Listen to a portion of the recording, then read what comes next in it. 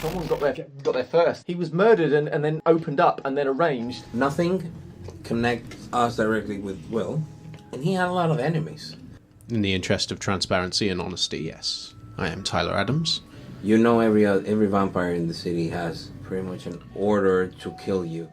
I'm going to text Marcus the Ghoul. Do your utmost to keep him there. The sheriff is en route. She places a hand upon his shoulder and then moves it over towards his neck and then grabs him by the chin and then she's just holding his head as his body just drops.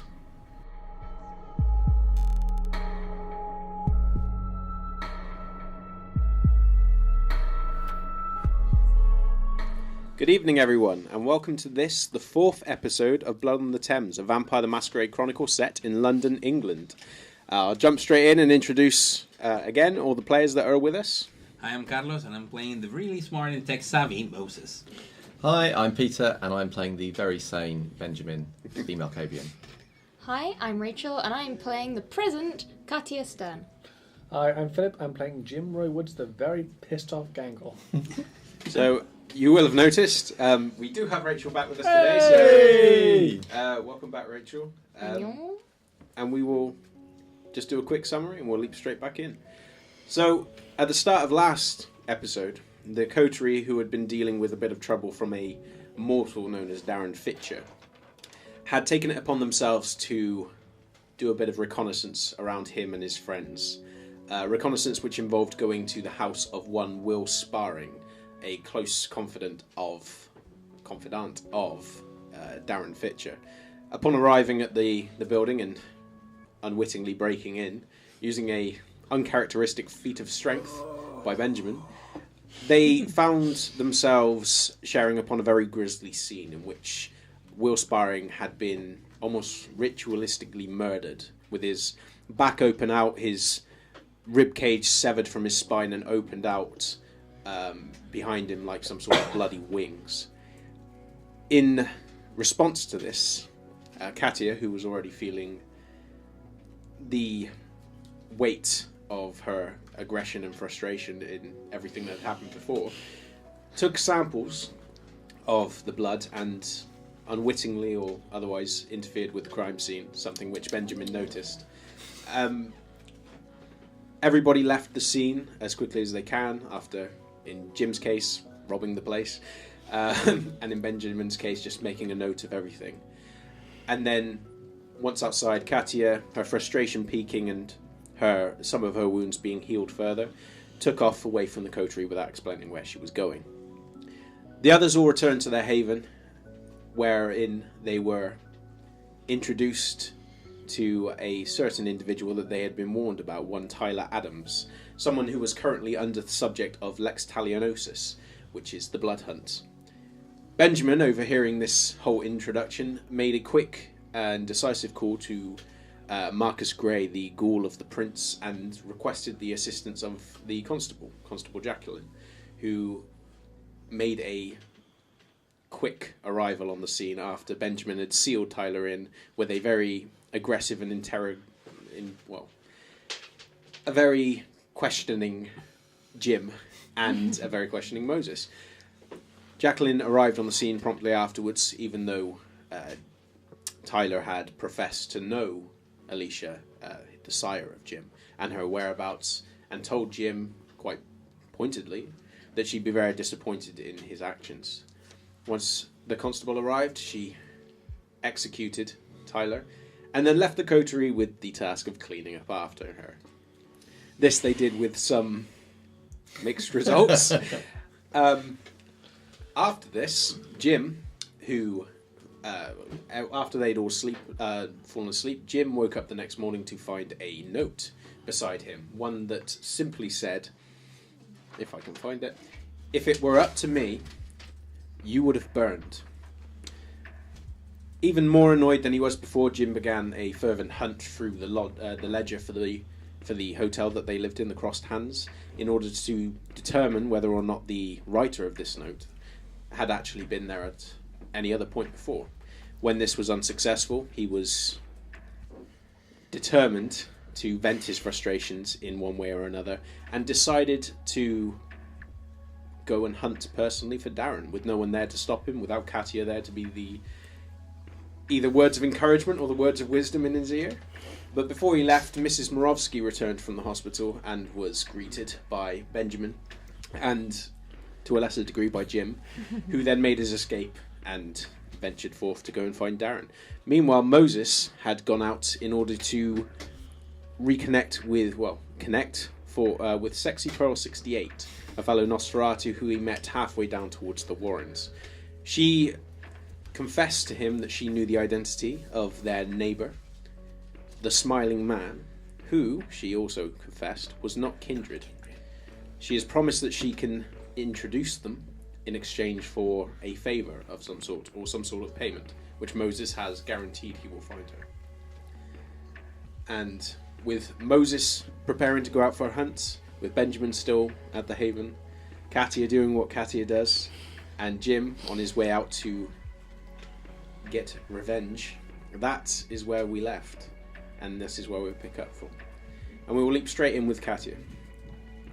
Katia, after recovering the blood sample, after making a quick sketch of Will sparring and this grotesque pose that you found him in with the lungs stretched out over these ribs in an almost artistic manner, you stepped outside with the others and quickly made your excuse. You'd already began to heal, whether consciously or not, the broken ribs in your side, and in doing so you felt that sharp pain begin to grow again, that early warning, as it were, that you are beginning to lose control over the beast. It's always there, but in these moments it's lessening. And giving as much of a justification as you felt your coterie currently deserved, you stalked off and made a quick call to Will, who was very prompt in answering the phone. It was quite clear from her tone, and so the look she'd given you when you left initially to go and find Will sparring, that she was concerned, both that you'd gone out and that you'd gone out without her, although she'd never say as much. And you made contact with her and informed her that you expected her to come and pick you up. She agreed quickly, hung up the phone, and made her way to meet you. After climbing into her car, she then began just driving you around the domain. You didn't say much. At this point, it was very difficult for you to say anything without coming off aggressive or snippy, and you could already tell from the way Will was holding herself that she wasn't faring very well, although she was doing her best to hide it. And so, once you had had enough of driving around, once you had come to the conclusion that simply driving was not going to settle your mind, you told her to just stop. And then you pulled out your phone and began looking through a list that you'd drawn up on there, and a text that you basically just prepared to send to yourself, of bars and clubs that you could easily get to.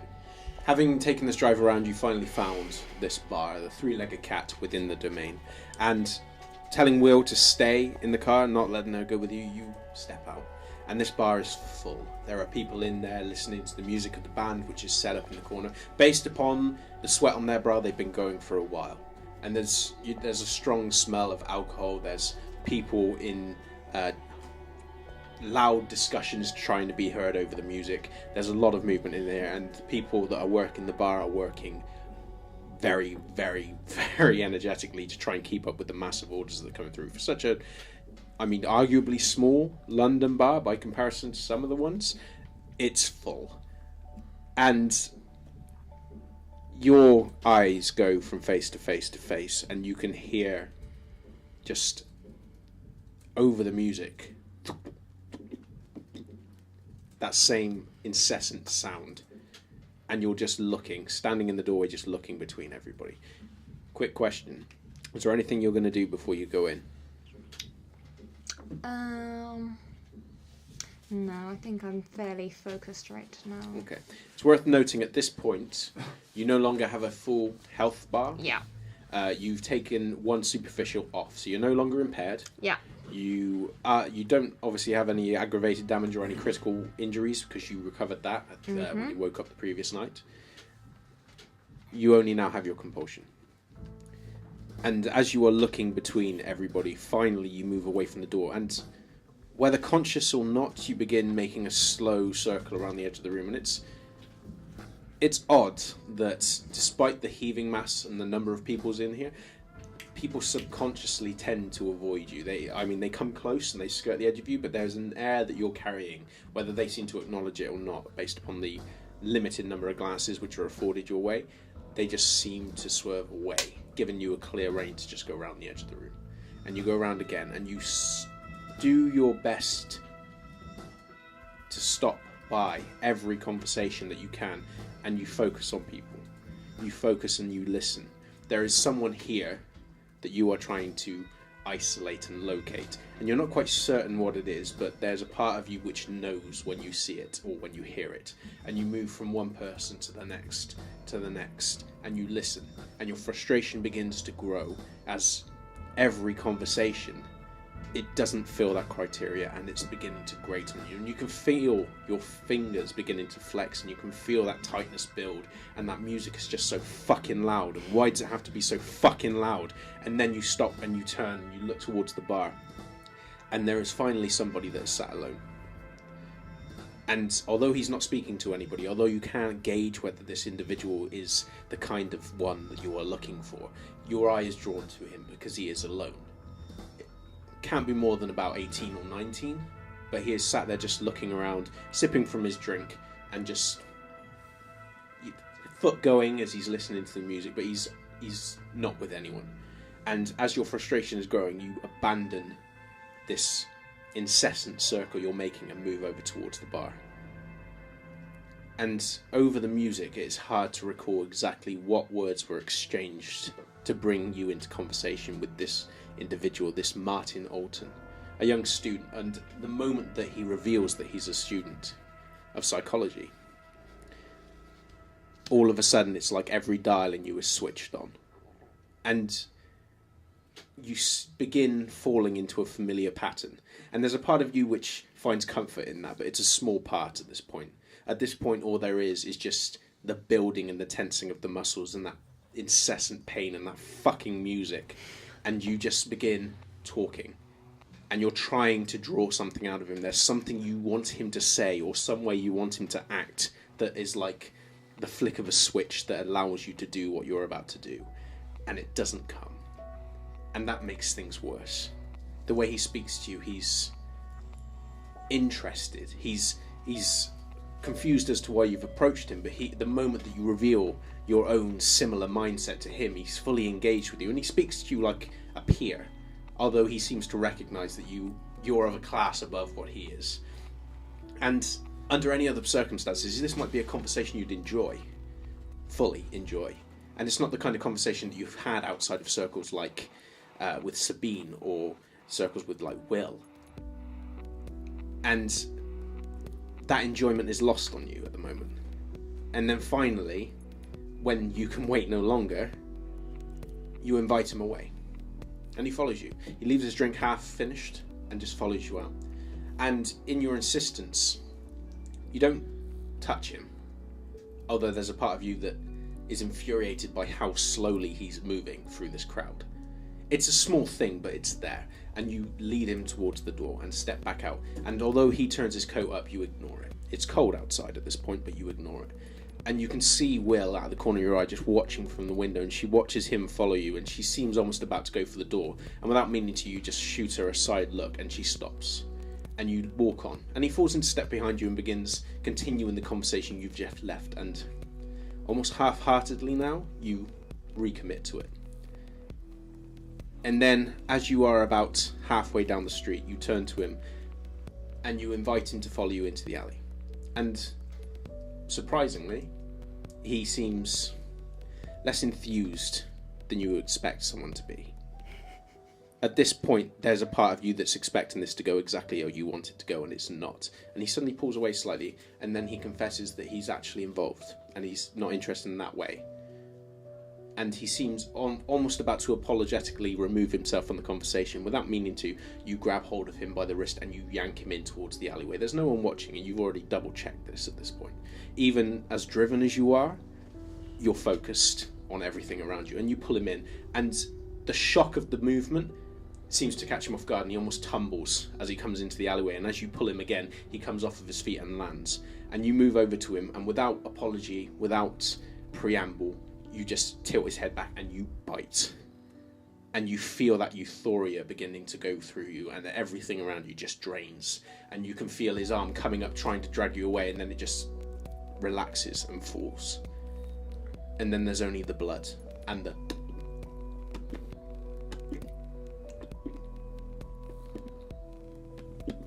And then you pull away, and your eyes just readjust, and the blackness just recedes, and you are back in the alleyway. And he's there, he's paler, and he's breathing, but it's shallow breathing. And as you lick the wound, there's just a part of you that's holding you in place, and you look down at him, and you can't move. You know that he's unconscious and you're standing over him, and that you need to leave now, but you don't want to move. There's something rooting you to the spot. And you glance over towards the bins that are assembled outside this building beside you. And without really recognizing what it is you're grabbing, you grab something hefty, something that feels metal, and you just weigh it. And then, without meaning to, the breathing comes to you, and you lift the bar and you just bring it down on him. And you bring it down again, and you bring it down again, and as he begins letting out a subconscious moan, and his body begins curling on itself, and even in his dazed state, he realizes he is in danger. He tries to pull himself away from these blows, and they just come again, and again, and again, and again, and again, and then all of a sudden there's a clatter as you throw the bar away and it against the wall. And you see at your feet this bloody mess of a young man that is breathing very raggedly, and is very much broken. And there's a connection you make there when you see him, and how you've torn into him, and how he's bleeding from his nose, and how his jaw is dislodged, and how he's staring about in a kind of semi-conscious way, confused and disoriented, that reminds you of how you were not too long ago. But he looks so small and weak and pathetic. And as you come to that conclusion, the beast just slowly releases you. And it's not a conscious release that you're aware of, but all of a sudden that impossible rootedness that keeps you there lifts. And you begin backpedaling away from him. You continue to drive around with Will through the traffic, and the uncomfortable silence is made more so because of the knowledge of the fact you've just fed, and the frustration lingering from Darren, and the fact that whatever the hell you've just stumbled on with Will sparring, it almost feels like you've been robbed of something. And all of that mixed together just makes this ride even more uncomfortable, and it feels like you should be doing something, you should be moving, and it almost feels like you want to unload on Will, you want to speak to her, but there's something, it's almost like you need to process this yourself before you speak to her. And finally, unable to stay in the car any longer, you stop Will again and you climb out, and you excuse yourself to go over to one of the nearby shops in order to pick up some medicines or ointments that you could potentially use on burns. And whilst this was a priority for you, it also allows you to get away from Will, which is odd, because she's not someone that you're normally quick to get away from, but that car is very enclosed. And the occasional glances that she gives you, although she doesn't ask you directly, the glances that she gives you are very questioning, albeit respectful in how she's asking. So you pick up these ointments, you return to the car, and then you pull out your phone and you begin dialing a number that up until now you've refrained from using, and you contact Sabine. Sabine is very quick to answer, and she asks you to, just bear with her for a moment. She's in the middle of something. She will give you a call back. However, if you don't hear from her by the end of the night, the next night she invites you to come to the Chantry, and she will meet you there.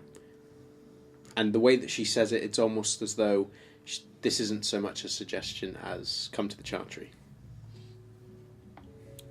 And then she hangs up the phone, and you return to your haven. As you feel the strong, difficult to understand and yet impossible to ignore sensation that something's coming and that you need to make yourself safe. There's the human part of your mind that knows this to be its sun's coming up, but there's another part of you that's almost instinctively driven just to hide without really giving an explanation why. And it takes you a few minutes in the checking of a clock to realise what time it is. And then you retire and you feel yourself becoming lethargic as you crawl onto the bed, and then with your eyes still wide open, you just switch off. And the last thing you're aware of is Will just sat by you. And then that's it. You've already had your rouse check done. I did it for you. Oh, thank you. And you are still on 1. Everybody else, the events of the next evening continued as we explained last week. Katia, you received a text message at one point when you woke up from the coterie asking if you were alright. You gave no initial response. At this point you were still focused. However, I do need you to roll your stains because technically you received them last session. Okay.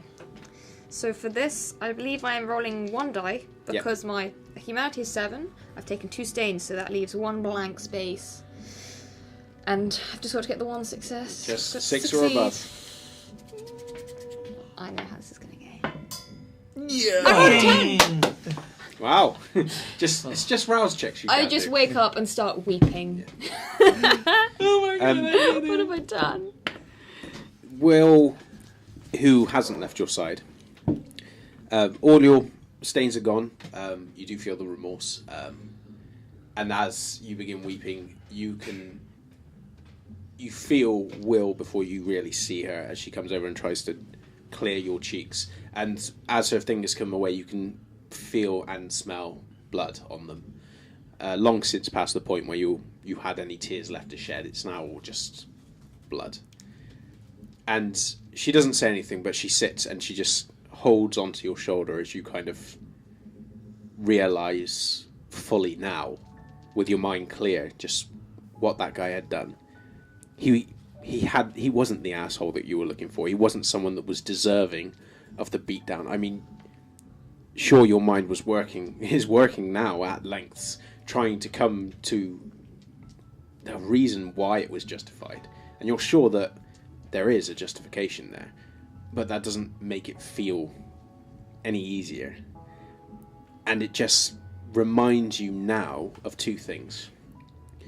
Just how far you are now from that girl you were when you were studying and before you even knew the name Oliver. And in a very horrific realization, just how close to Oliver you are in relation to the kind of things you are capable of doing. Once your tears are cleaned by Will, who goes to wash away the clothing which you were wearing, which is now stained, what are you doing? I think I would have been just holding her for a while. And then I'll very slowly just try and come to a kind of equilibrium with myself, just try and calm myself down and rationalize the situation by thinking there are things I have to do. I've got places to be. I can't stay like this all night. And I will text back my dear coterie, who deserves some form of acknowledgement. I will assure them that I'm fine, and say I will be back sometime this evening, but leave it vague. So you would have received this message at some point in the hours leading up towards 2 o'clock, which is where we left off previously. Yeah, probably the message came and I never got it on the phone because I was in the Warrens. I was completely out of signal. Yeah. I was underground. So when I come out hungry, you're like beep beep. I'll tell the people later. Fucking food. Actually, if I can hunt for rats in the warrens. Like, oh my god, I'm hungry.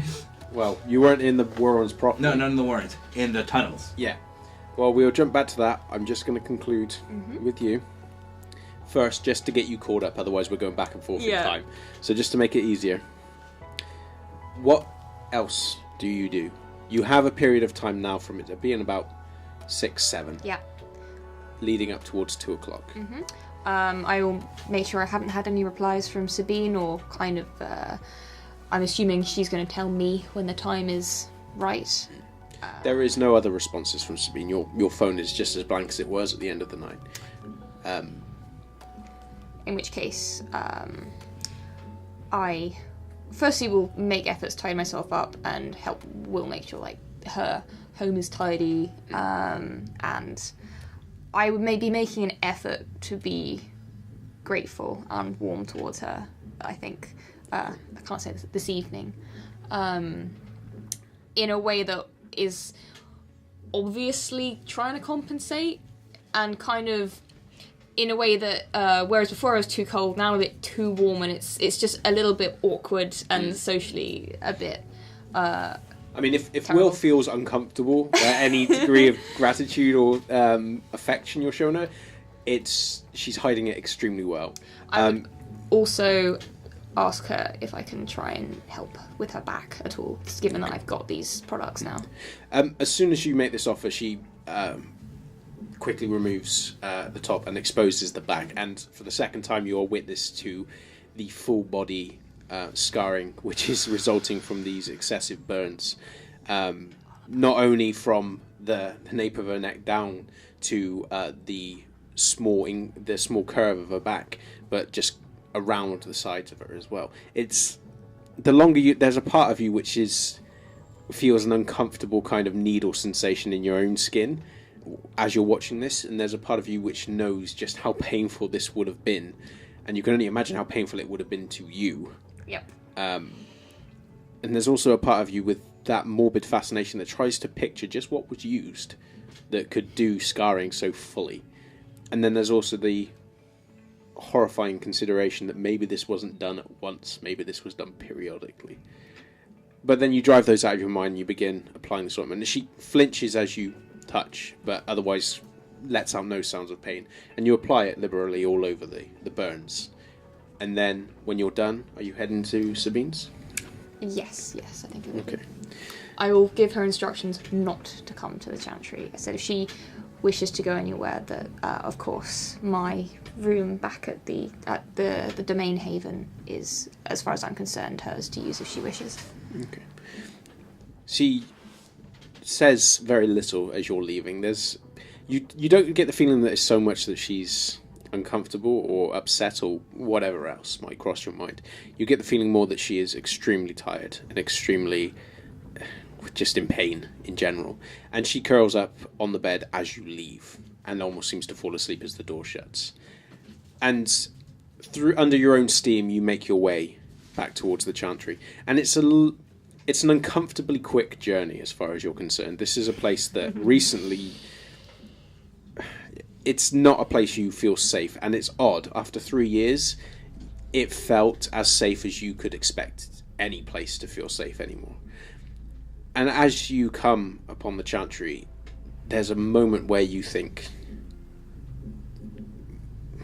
you shouldn't step in. Almost as though there's a part of you which is reminding you, without question, Oliver's word is law here. Even though there is a part of you which also realises it's not. He's older than you, he has more influence within the clan, but he doesn't control the chantry. And it's focusing incessantly on that fact that you step through the door. And once in those familiar, old-fashioned, old-decorated corridors, that you find your way weaving in and out towards a place that you know Sabine likes to frequent. And it's a small room, similar almost in design to the one that your sire likes to stay in. But it's in some way more comfortable. It's better lit. She doesn't have the fireplace going, but instead just has illumination. There's more books here than perhaps in any other room that you can think of, save the library itself. and Sabine herself is sat there just looking over a book, and as you step in through the door slowly, she immediately closes it and sets it aside. Katia, come and join me, darling. I will quickly make my way over and find a seat nearby.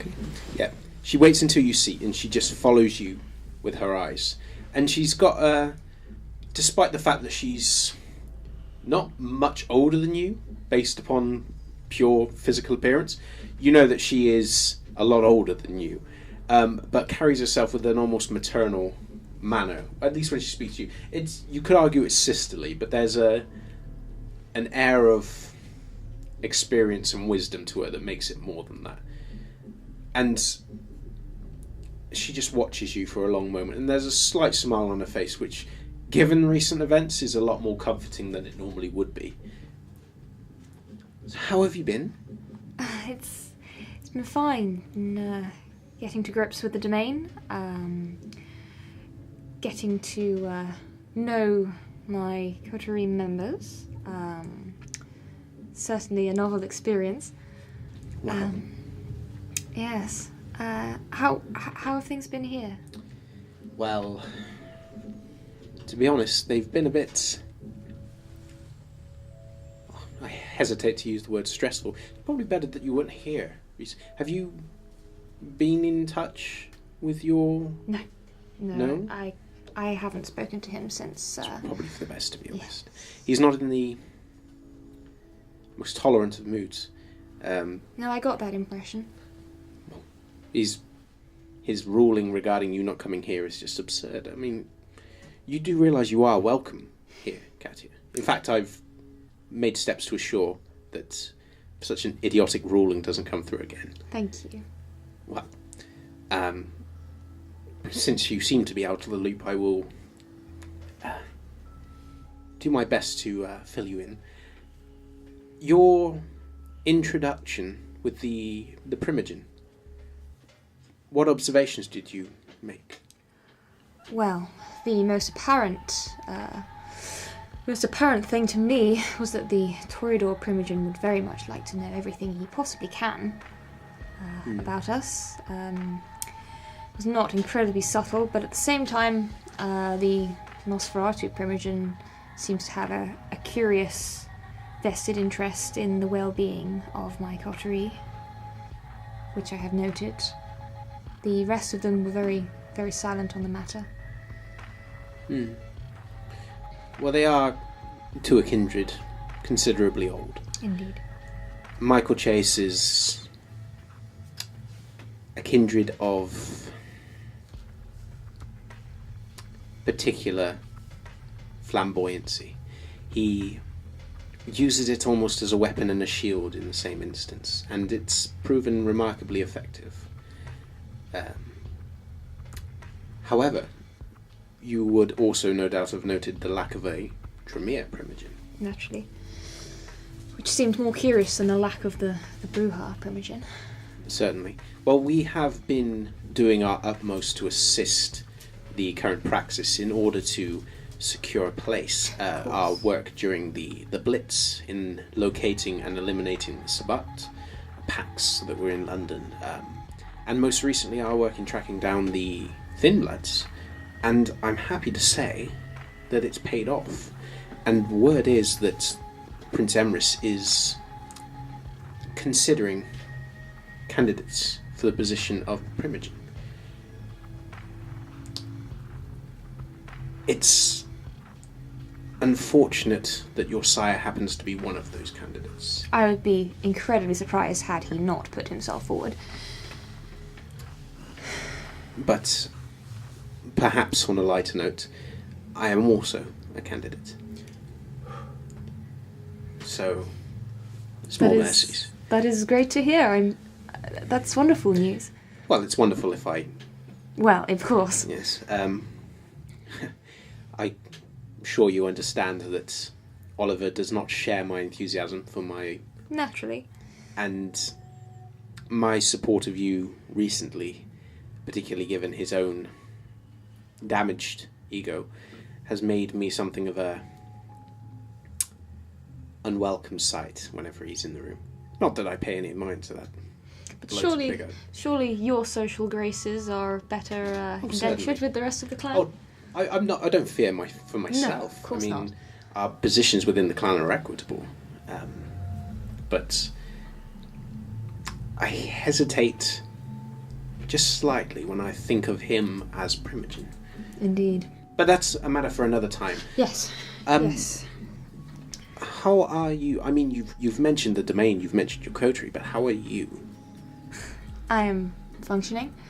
There was something I wished to bring up. I'm all ears. Of course, one, I say minor hiccup, but in a manner of speaking, it did not seem minor at the time.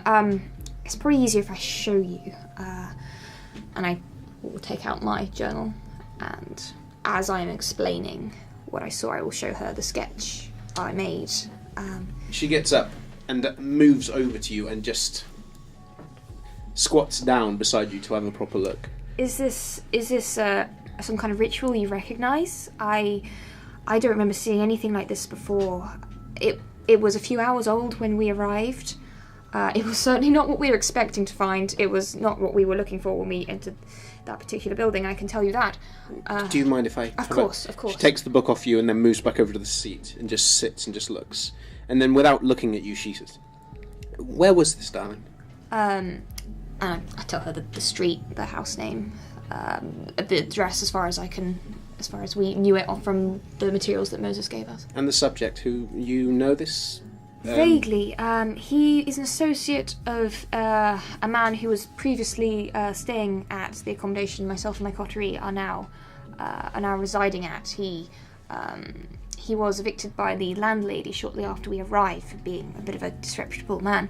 And this is one of his associates. They are a little prevalent in the underground, so to speak. They are not the most upstanding of members of society. And there's no chance your coterie mates might have done this? No. It is... I can't see any way they would have done this. Well, it's certainly fascinating, but... Indeed. It doesn't suggest to me any sort of arcane ritual. If anything, it's... I mean,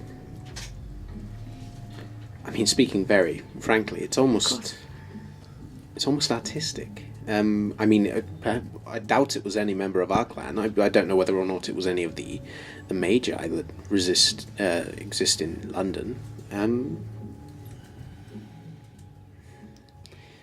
It's occurred slightly outside of our domain. Well, I should hope so. If it was in your domain, it would be a much bigger problem indeed, but it would still seem like something worth making you aware of. Well...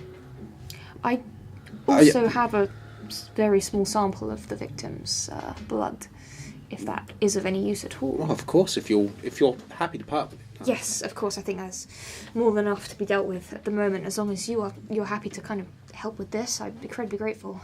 No, of course. No, I'm happy to. Of course, regardless of what comes across as this, if this is an individual which is causing you issue, and there's nothing to link yourself to this individual, then consider it a problem off your back.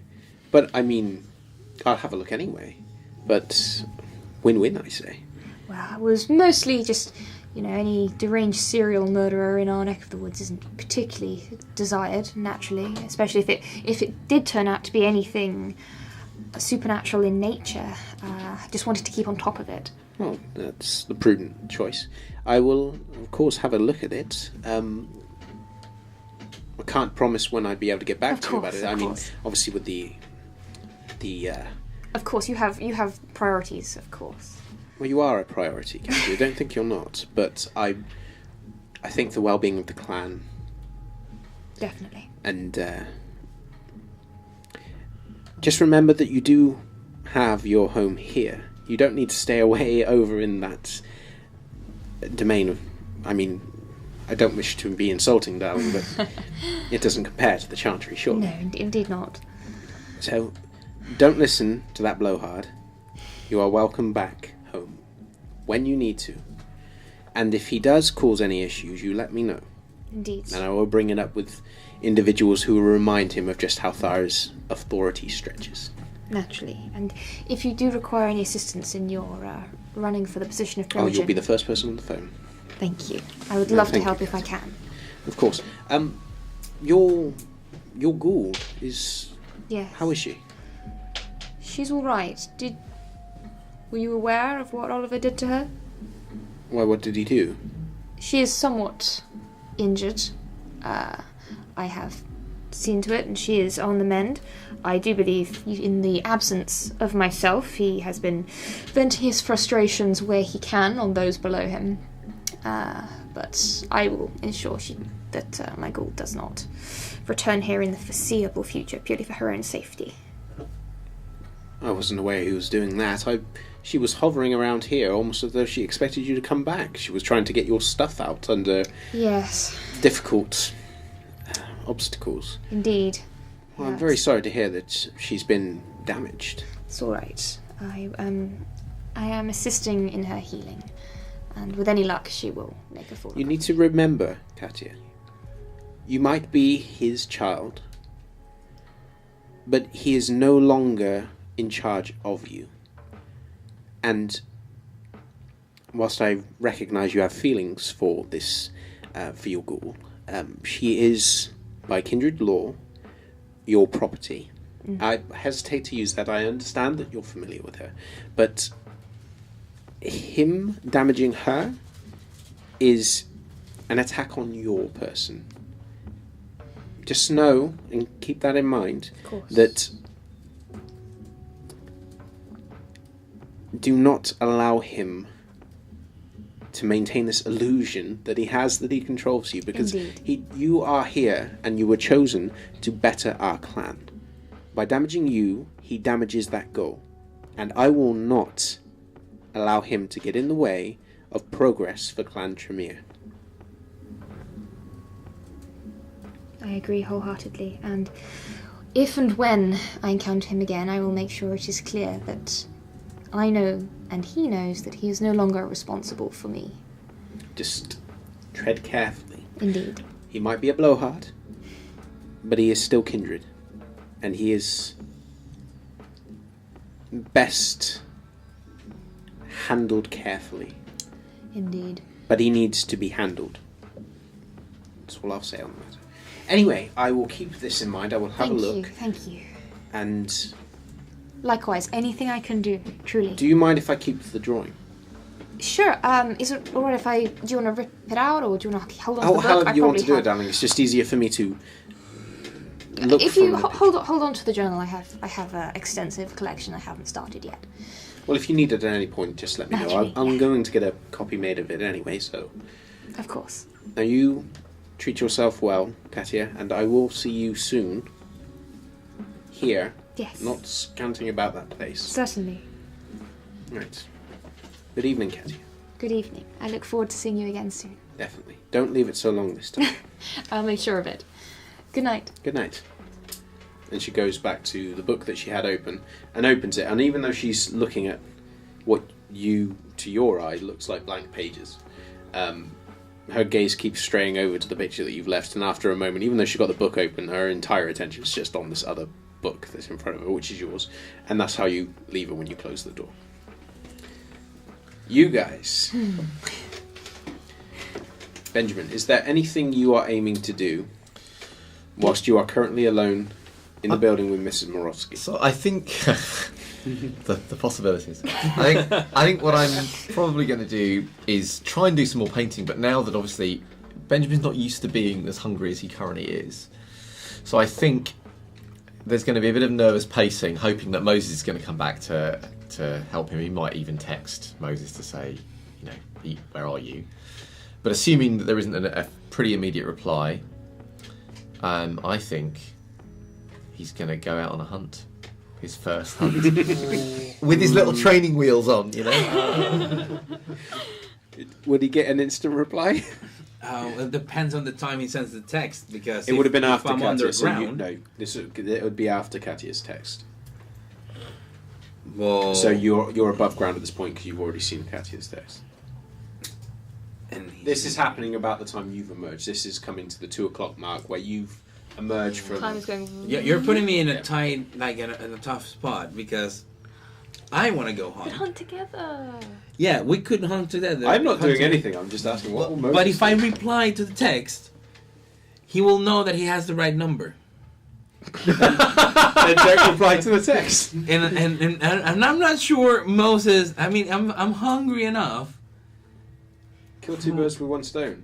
This Yeah. is Morovsky's home. No. That's the reason I want to hunt here. Like just go back to the tunnels and No hunt. more innocent bashing, please.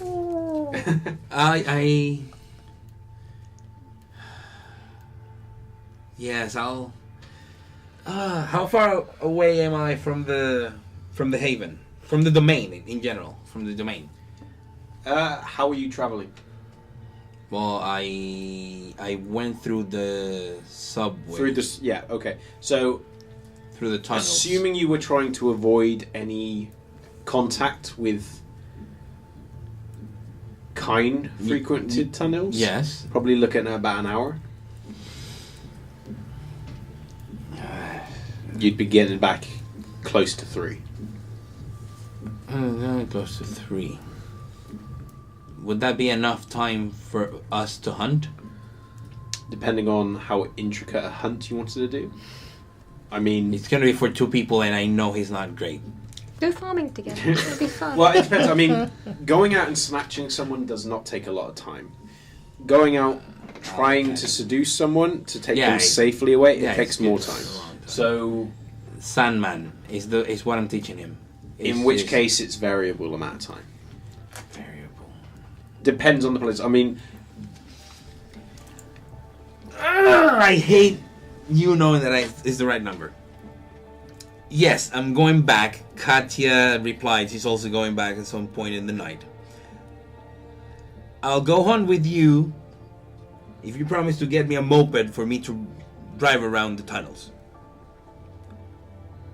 Otherwise, it'll take me way too long the next time you message me.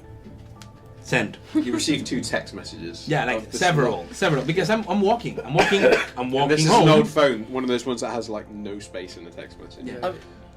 I'm walking home slowly. Well, not slowly, fast, but I'm slowly typing messages because it's like H, E, And you get them like L. apart from one another because he keeps dipping in and out of signal based upon the tunnel. So Yeah. you get one and it's halfway through a message and it's like 10, 15 minutes before you get another one. Okay. Well, he said he's coming back. That's fine. I'll worry about his moped nonsense later. Okay. One thing I'm thinking is that I asked Mrs. Morosky to get people to fix the windows that got broken. That potentially includes Jim's window and my window, I'm assuming. You've asked her to fix the window, so Yeah. she's going to do all We're of not it. having a pajama party. So, we have like floors, right? There's more than one room on our floor. Yeah. So, what I'm going to do is, because I don't know, I do even know that you've left, Jim. Nope. All right, so I'll try and find Jim. I won't find Jim, obviously, Okay. and then I will leave a note saying that he should sleep on in one of the other rooms tonight without a broken window. This is very important. Why are you leaving this note? On his bed. Okay. No, actually, sorry. On his door's locked, assumedly. Oh, it's not. No. On his bed. No. You thought about it. Like, oh, unlocked door. So you've left the message on his room, and you can see again the scene which you've taken in pretty thoroughly at this point. I mean, you investigated the scene. You can see all the glass still about. Leave the message, and then you head back out down to your room, and you're moving over. Yeah, if I need to move anything to another room, obviously, because I can't sleep in here either, I'll do that. Okay. And I might move some of my current project stuff next door as well. Okay. And apart from that, I'll be waiting for him. Obviously, if he doesn't come after a while, I'll get too hungry and jittery, but I'll wait for as long as I can. Okay. Jim, Oh, God. you exit the domain pretty quickly. At this point, you know where you're going, and you're making a beeline there. The idea of public transport at this point does not appeal to you. You are just going by foot, and you are going with the radiated authority of somebody who should be avoided, and that is translated in how everybody just steps out of your way, and the few people that don't get a shoulder check that suggests that you could quite easily take them off their feet, and you're comfortable that everybody around you could quite easily just ripped apart. And it's that thought which is carrying you onwards. It's that thought which is helping give your anger and frustration and annoyance and clear air of authority purpose, rather than just allowing it to go out at anybody. And there's moments where you are tempted just to let it go out at anybody. But you don't. You give yourself focus and you make your way back towards Darren's place. And it's not too far away from the McDonald's. And you cross that point again where you see that the old homeless guy that had been spat at by Darren's mates previously. And you're feeling remarkable less sympathy for this individual than you did before. Somehow he looks smaller, and you're pretty certain that if you wanted to, you could rip him apart as well. And it's just thoughts that very casually just go through your mind. Almost like there's a part of you which is just reminding you of that. It's just making you aware. And somehow when you move, you stop seeing the limits of domain. You start seeing potential domain. You start seeing areas which, if you don't have, you should. And you move up towards Darren's building, and as someone is stepping out of them, a young woman that has a purse down, one of the carry bags on her side, and as she's looking through it, you just step straight past her through the door that she's just left, and you begin marching up the stairs. You know which floor Darren is on. What are you going to do? I'm going to try and approach it quietly. Okay. Jim does have a little plan going on things, but he's going to approach it quietly. Quietly check the door. Okay. See if it's locked this time. Okay. See if he's learnt his lesson. I need a dexterity plus stealth check from you. With this, this probably wouldn't bring in my my specialization. I think it is. I think. What is it? Stalking. No. Oh. It's a stalker.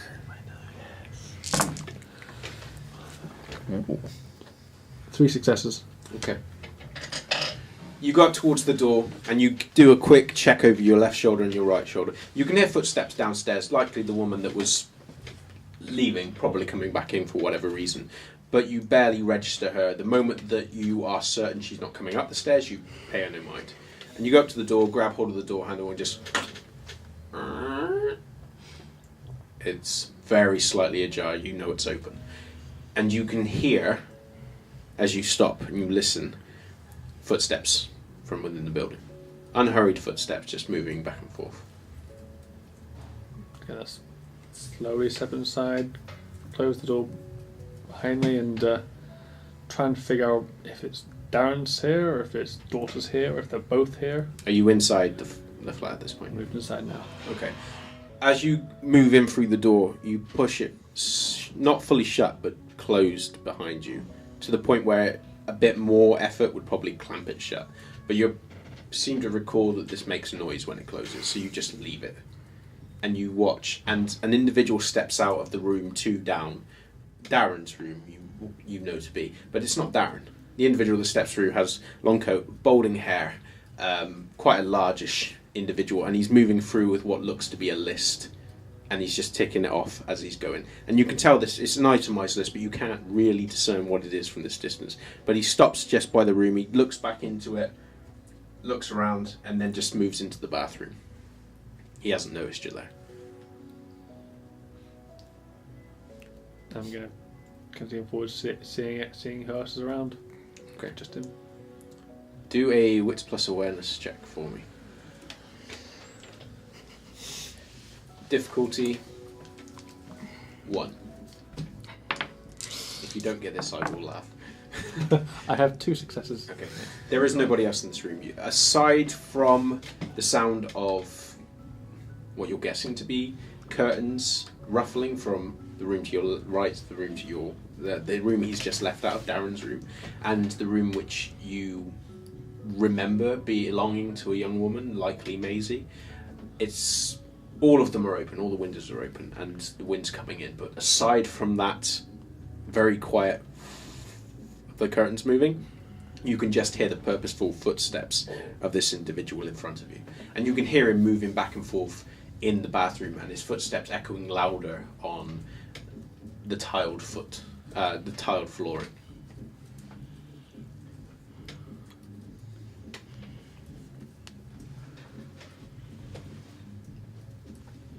I need a decision quickly. What are you doing?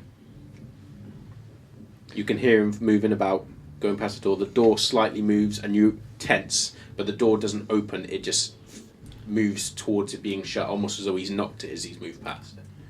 He currently does not know you're there. Jim quietly growls, then makes a way out. Okay.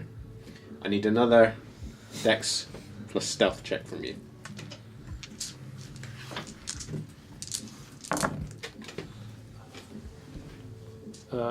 4 successes. Okay. With a level of silence that you're pretty certain Moses wouldn't be able to match, you step out of the door. You step out the door and then just shut it behind you. But even the push you give it is muffled, almost as though whatever's happened inside that flat has muffled it. And there is an increasing sense of satisfaction that you get, even though he wasn't in there and there's frustration there. It's a satisfaction that everybody that was afraid to come here, everybody that was advising against this kind of thing, they're wrong. You've gotten in, you've gotten out, no one's seen you. If Darren was here, you would have done that without anybody seeing you as well. But he's not here. And all of a sudden that realization hits. What are you going to do? He's going to remember that he had a couple more friends that are, well, that for what he knows, are not dead. And trying to remember whereabouts the addresses was of them that Moses gave, go to the closest one. So either Daniel or Stephen, whichever of those that place is nearer, and he's going to go there. Okay. It is worth noting that by the time you can get to these places, you will be cutting it very close to getting back to your haven. Okay. Do you have a preference on which one? Stephen is closer. And it'll be Stephen. Okay. How are you getting there? Just walking? Just walking. Okay. For the purposes of this, I need a stamina plus athletics. No, streetwise. That's right, guys. I'm being adventurous. I'm cutting different categories. There are more stats because than I athletics. can. Yeah. I know, right? So it goes from It 5 makes dice. sense. You've been doing this for a while. You That- must be That's tired. pretty. 5 dice with 2 Just- successes. 2. 2. Okay. It's not... You are feeling energized at this point. You are moving through with a surety. But you've been stalking your domain pretty exclusively, and you didn't always reside in London. So these streets are still somewhat unknown to you. But you know, based upon what you recall seeing from the maps that Moses provided, how to get to Stephen's house. You don't get there as quickly as you'd like to, and there is a very, very subtle but present feeling in the back of your mind that this isn't safe, what you're doing. But you push it aside. It's something that you don't need to consider at this point. And you end up coming to a house which looks unimpressive. And as you look through this building, there is a light on upstairs. There is no lights on in any of the other buildings. It's a squat house. And even though Will's place looked pretty unimpressive from outside, this place is, by comparison, less so. And there is even the gate itself. It's not closed because the gate is half hanging off, and the garden itself, the grass area, what little there is overgrown. There is definitely movement coming from within. You can hear, even from here, the sound of a television blaring. Uncomfortably loud at this hour. But whoever's inside clearly doesn't care. I'm just gonna go to the door and quietly check it.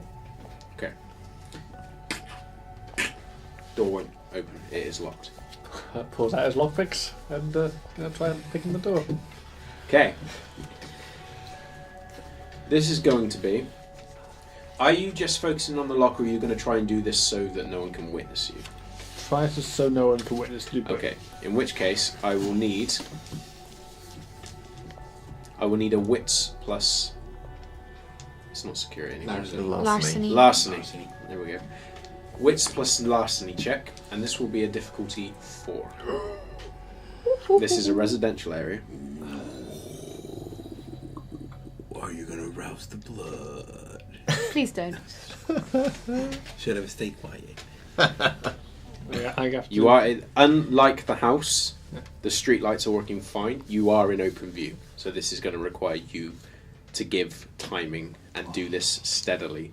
I'm gonna have to make a rouse the blood check to give me 1 extra die because I only have 3. Okay, okay. So do the check first, then do the rouse the blood check. That's a 7, so that's a success. Okay, so you still keep to hunger level, and you gain 1 extra blood, 1 extra die.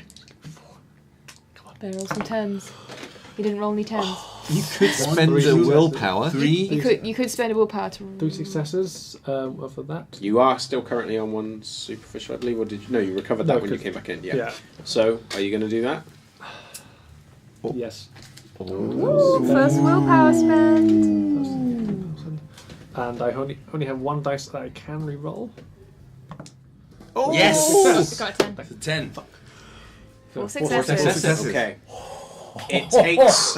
It takes far longer than you are comfortable with. Not only because of that incessant buzzing at the base of your skull, but the fact that you know one of the people you are looking for is beyond this fucking door, and you know you could just fucking push it off if you wanted. You could pull it off. I mean, if that weakling Benjamin can do it, you can fucking kick this door. It's alright, buddy. But You're good in your own way. you force yourself to pace, and you see people moving between different windows across from you, and you consider them for a long moment with a growing disdain.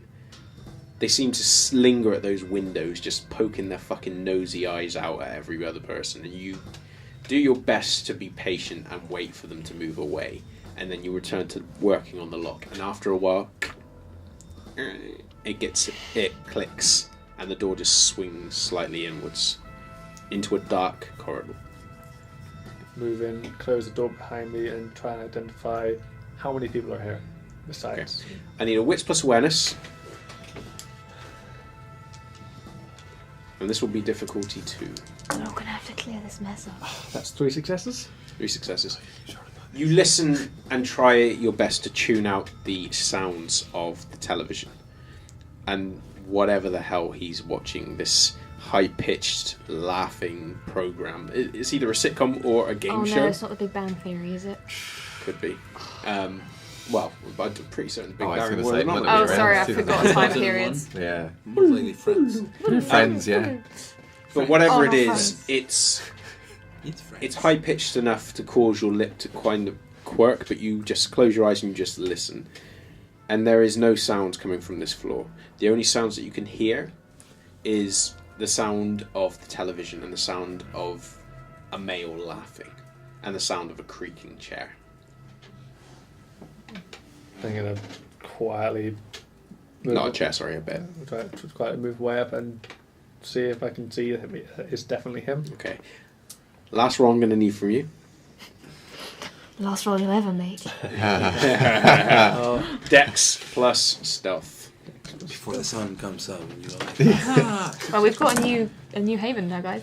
Oh, that's only 2 successes. I'm just grabbing his stats. Might be all you need. Yeah, with a 1 on a hunger die.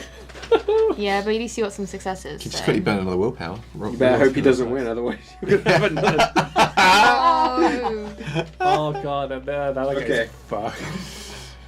On the plus side, 1 less dice than I thought. It's only immortal, guys. Come on. Yeah. How many successes? I had 2. Okay. You begin moving up the stairs, and one of the steps creaks, and you stop. And you can just hear coming from the room at the exact same moment. And you fight down the desire to exhale, and you continue up the steps. And then one of the doors is already open, and you can just see inside as you lean against it and just peer in. Stephen, the oldest of Darren's friends, sat up in bed in the covers, bare torso, just watching something on a TV that's faced away from you. He's just illuminated by the glare of this television set. Completely unprepared, a beer in his hand, just watching. Okay, then chug the beer. And there's a thought in your mind, and it's not uttered in any identifiable language, but its meaning is clear. You could clear that ground and kill him like that, if you wanted to. You could end the problem for your coterie like that, if you wanted to. I think a potion. Jim's gonna try and quietly move up. From the doorway you cannot sneak in. It is from the way that the doorway opens into this squalid, cramped, and just rubbish tip of a room.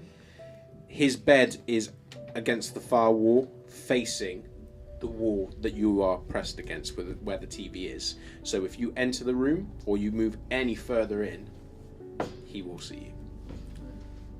If you intend to do anything, he will see you go in the room. Jim's going to... Stephen! The moment that you say this, his beard lurches as he just sits up, and then he scrambles around on the duvet next to him, grabs hold of what looks like a remote, tries to press it and flips it over, presses the button and just stops and listens. Graham, you fucked up. He reaches underneath his pillow and just slides full naked out of the bed and just starts moving towards the door slowly and brings around from his hand what looks to be a Glock. He doesn't progress towards the door, he's just halfway there and he's stopping and he's just eyes on the door. You really think that's gonna stop me? Are you looking in the room at this point? As soon as I see you just put like I've kind of moved away, but Okay. He drops onto his knee and he takes up, well, you can't really see at this point, but based upon the sounds of movement, you know that he's basically settled into some sort of stance. And you can also hear the audible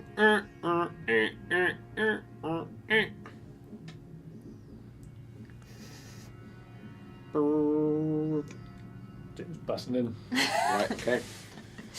Okay, Jim. Quajin. Okay. The moment you pitch around the corner, you see Stephen settled into a stance that you, as someone that has brief experience with firearms, recognise to be a somewhat practiced firing stance. And the moment you come around the corner, he squeezes the trigger. Come on, Neo. So this is a This will be dexterity plus athletics. You have no cover, so I believe it's a -1. Do you have celerity? I have rapid reflexes. Yes. Rule school. Let's go. I call upon you. Hey, I remembered. I know your character sheet better than you do. Well, I will have a look. I'm going to erase the Rapid rules. School. reflexes. Rapid reflexes. Yeah, celerity. Yeah, it's trying to double check what the penalty is if he doesn't have cover. Because I think if don't he, believe- depending on the celerity 1 power, there is a celerity 1 power that just negates that. I don't know if he's penalty, got isn't that it? That's the one he you has. talked about. Is it? Yeah. Rapid reflex? Is it the one that Rapid you have, reflexes Jim? is the one that allows you to like dodge bullets. Conserve income of Apparently so. projectiles to the extent they can even attempt to dodge arrows in bullets without available cover. Is that the one you Okay, have? so in So that yeah, case, that's yes, what you he can has. make the check. Normally, I believe it's just a Yeah. penalty to your dice pool if you're trying to do it without cover. Yeah. Okay, in that case, Oh. Oh, you're joking! Messy. That's some willpower. power. 6. Yeah, but that's a messy crit. That's a messy critical. That's 7. That's a lot. That's a lot of successes. I'm keeping a messy crit. It's a messy crit. How much is it? 7 successes. 7 successes. But it's I can tweet. I can You take just a photo kneel. and tweet a picture right No, now. no, if that's you'd like. fine. That's fine. That's 2 more than he had. Oh! I can't. Okay, so messy critical and a dodge. Okay. As you lurch into the room, the weapon comes up and the bullet flies directly towards your eye, and it's almost as though time slows down a step. As you duck down underneath, your hand rakes across something on the wall, and you grab what you're guessing to be either a statue or a picture frame, and you just fling it at him. And it swings out towards him, hits him square on the side of the temple, and you just suddenly smell blood as it cuts into a corner of his head, and he's thrown off of his stance. And even though he's still on his feet, he's no longer in that stance. I'm going to need you to make... What's your hunger? Hunger's 1. Oh, shit. Sorry. All right. I'm going to need you to make a willpower check Power check. for a frenzy 5 for dice. fury. Oh, messy critical compulsion taking over, like the So, beast trying to. Because of spent willpower, does that mean that reduce any of the dice? Yep, Yeah, you you lose a have die. I lose a die. Any spent willpower, any willpower yeah. damage negates the. It lowers the pool. Hunger doesn't apply. But hunger No. doesn't apply. It's Just Yeah, normal no dice. hunger. Just normal. 4 dice. Come on. How many? Do you get to add his humanity? Or Yes. divide his humanity by 3 and add that? So you get to I add don't 2 think dice. he gets a bonus at this point. Does he get a bonus? I think he does, actually. Yeah, I Yeah. think he gets 2 dice I bonus. think you get extra 2 dice. It's Yeah. humanity divided by 3, I Which guess. is just as well, really. Yeah. Actually, you got 2 successes. Let's check that Just double checking. so that we know. Unless the rules ghoul gets there first. So for those of you who don't know, if you have a higher humanity, you get extra bonus dice to resisting the Yeah. beast and fine. going into frenzy. So happy. What's I your cast humanity? my stain. 6. 2. Yeah, you get 2 additional.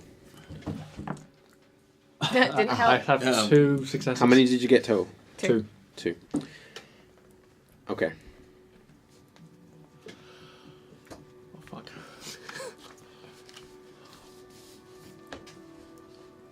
The moment that blood releases and the smell catches you, you feel 2 things. First is the feeling of something underfoot leaving, potentially the floor, and then being met with something less durable. You feel your fangs extend, and you feel flesh and blood. And through this haze, this gripping haze, you feel your fangs scrape and then puncture bone. And as this haze begins receding, you realize that the thing that you are currently gripping is his skull. And the thing that your fangs are puncturing is his skull. And as you bite and you feel the blood seep out, you wrench away with such force that you feel something dislodge. And then the brief haze and the focus that you had suddenly gives way to clarity as you see his body in your hand just twitching and his eyes just going, the Glock just against the ground as he's spasming, holding it, gripping. And this 2 sharp puncture wounds in his head and the gap underneath it from where you've pulled back slightly some of the skull. He is dying. Pretty much going to be dead within a couple of minutes. He is still spasming, and you can smell the blood, although it doesn't rule you at this point. Whatever the hell just took you is going. It's... Yeah, I mean, if that was a frenzy, it was pretty underwhelming by comparison to what you've been led to believe. But you certainly had no control over what just happened. And as you're holding him and he's spasming against you, with that incessant clicking of the gun just tapping. Pull the gun out of his hand. Yep, his hand just goes limp and then starts spasming against the ground. You can still feel, you grab hold of the Glock, and as you pull it away, you can feel the hot barrel underneath your fingers. What are you doing with him?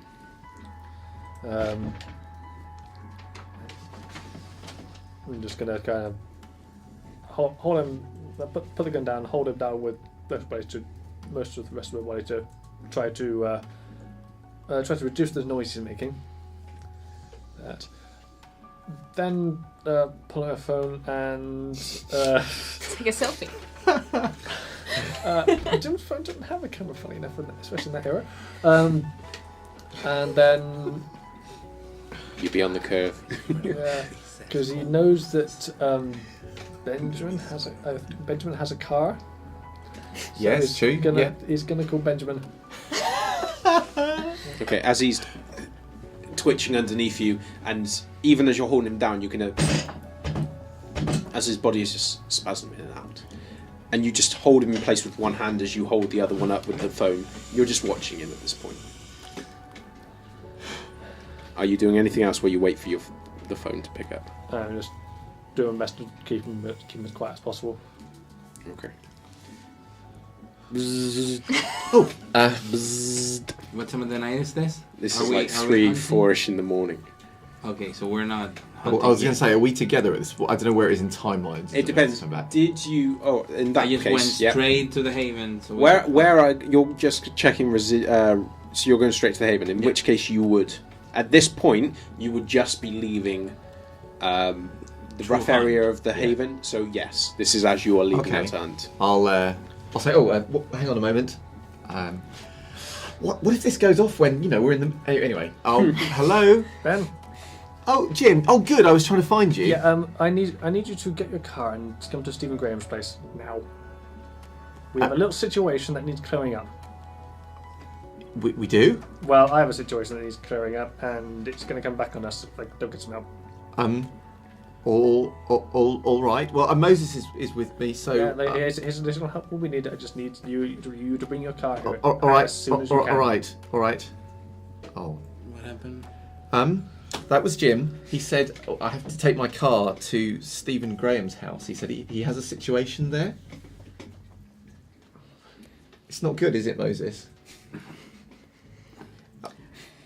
I go back and look for plastic bags. I mean, he didn't say pick me up. He said bring your car to Stephen Graham's That's house. exactly what he said. Yes. Yeah, I'm not stupid. You enter in. You unlock the door and enter back in.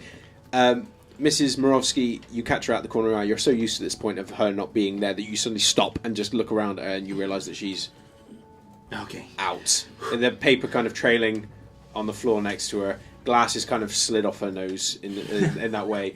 Hospital slippers still flapping. And you step past her to your room to go and grab some. Or the kitchen. I just grab a Wherever. lot of black bean bags. Yep. Lots of them. Yep. Like the roll. Okay, so you take the roller bags, head back out. Thinking also a mop. You're going to take the mop with you.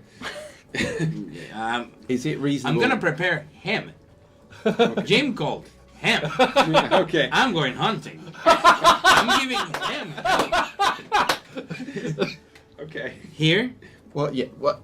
here, like a bucket. I don't like what this suggests, Moses. Probably there's some cleanup business to be made. But okay. But I'm hungry. Me too. Ask Jim to give you whatever leftovers he had over there. Oh my god! Oh, that's hot. No, you've got to come. I can't go on my own. And what if? And you need to keep an eye out for cameras. What if someone identifies my car? What am I even saying? Is this actually what I think it is? Okay,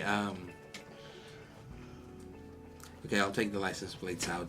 And I go look for a screwdriver and take his license plates out. Okay. Oh man. Are you driving illegally as well? I mean, hang on. So all right. So I guess I'm going to get some.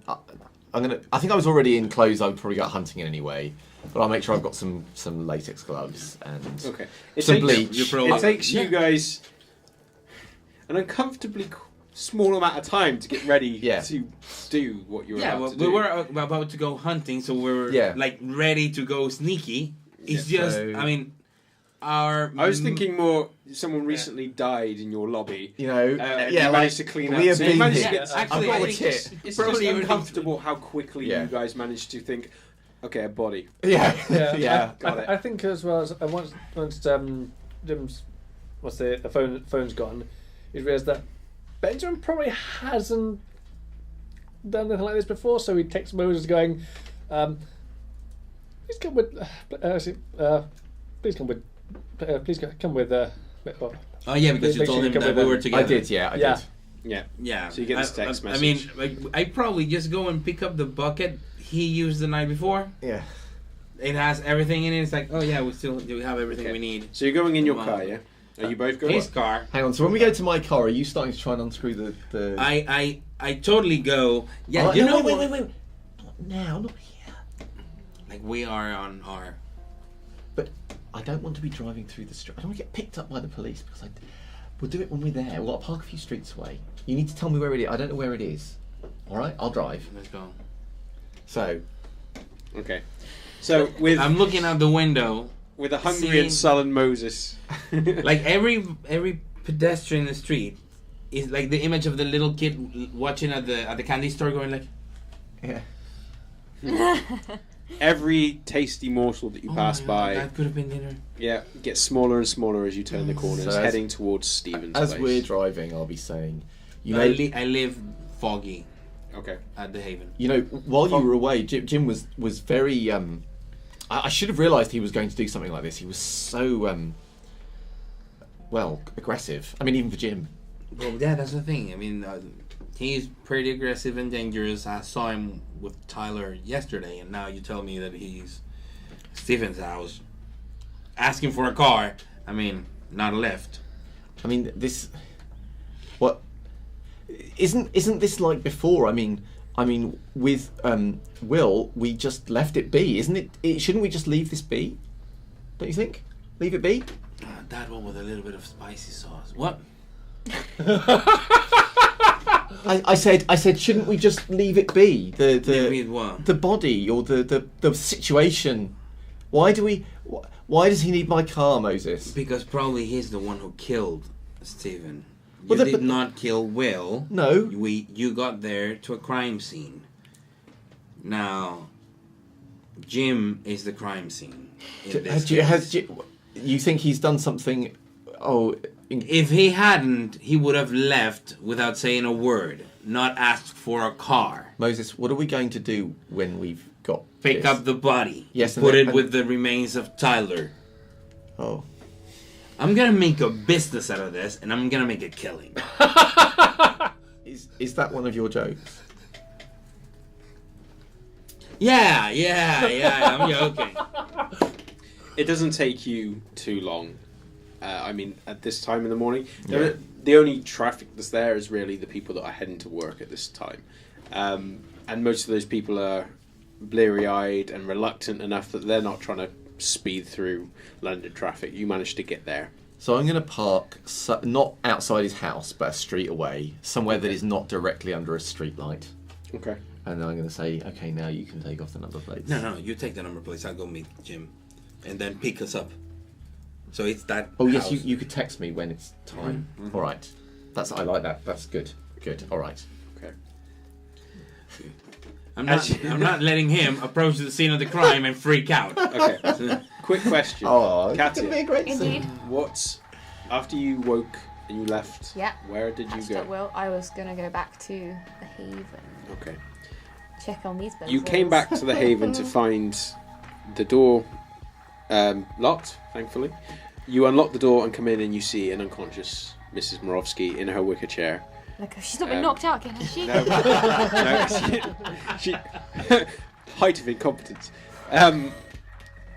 She has the stitches and stuff from where she took the blow. She has curious slippers and a nightgown on, but otherwise is there with the newspaper just open at the side of her, and an untouched mug of tea beside her. I know, right? Criminal. I know.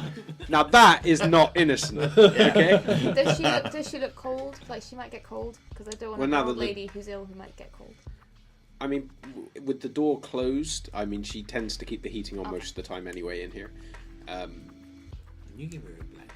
I did give her a blanket. Yeah, and she's got the blanket over her legs anyway, with just the slippers poking out. And you stop and you listen, and whilst you can smell a very strong scent of bleach, you can't hear any other noises coming from inside. Okay, I'm gonna take out my phone. I'm slightly putting myself off of doing this. I'm like gonna text Moses. I'm like, everything cool? Question mark smiley face. A very passive aggressive smiley face. Oh my god, my cell phone is getting more. So So popular. popular, yeah. I am actually hiding from the lights in a normal fashion, using the weather to my advantage. Again, like, you know, pop up the color of the coat, the Okay, so you're not the obvious. scarf. I'm not obfuscated. Okay. Like, but I'm hiding. I'm actively hiding away from lights. I don't want to risk failing a rouse check and going to Hunger 4. Cool. No, you don't. None of us want that. But I'm gonna show it in my demeanor. Pick up the phone. Everything cool, guys? If you're messaging me to get rid of a body, I swear to God! Like, if you're also messaging me to get rid of a dead body, I swear to God! What? Immediately. How many bodies? Just Stephen. I just leave it at that because I need to hide. Do I need to do a stealth check? Yeah. Which dexterity? Yeah, it'll be dexterity plus stealth.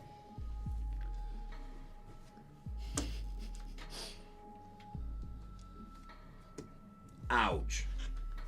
That's a lot of hunger dice. It's like, it's fine, you'll live. I've done it with 3. I'm trying to go in. That's cool. No, not break in yet, right? No. This is just a No, I mean the specialization break in doesn't apply yet. no. This is just to get to the place without being observed. Great. I'm gonna die here. Unless you just want to walk up to the house nonchalantly and. No, it's just one success. Okay. 2. No, oh, two successes. Okay, right. Okay, that's better. I could be back. See, thank you. We just saved you from being. No, observed. yeah, it's a 7, but I thought it was a 1. Okay. You move up towards the house, and it has an open, well, not an open door, but as you move up towards it and just observe, you can see the light on up in the other window. You can hear a TV, and as you stop and you strain your hearing to hear it, you hear it coming from upstairs. That's some kinky fetish. Just open the door, as if and go in. Okay. Like, I assume Door- the door is unlocked. Door- Nothing happened. No, it's all good. The Nothing door to see here, opens. people. The door opens and you step in through it into a dark corridor, and you can hear the noises coming from upstairs. Are you going up?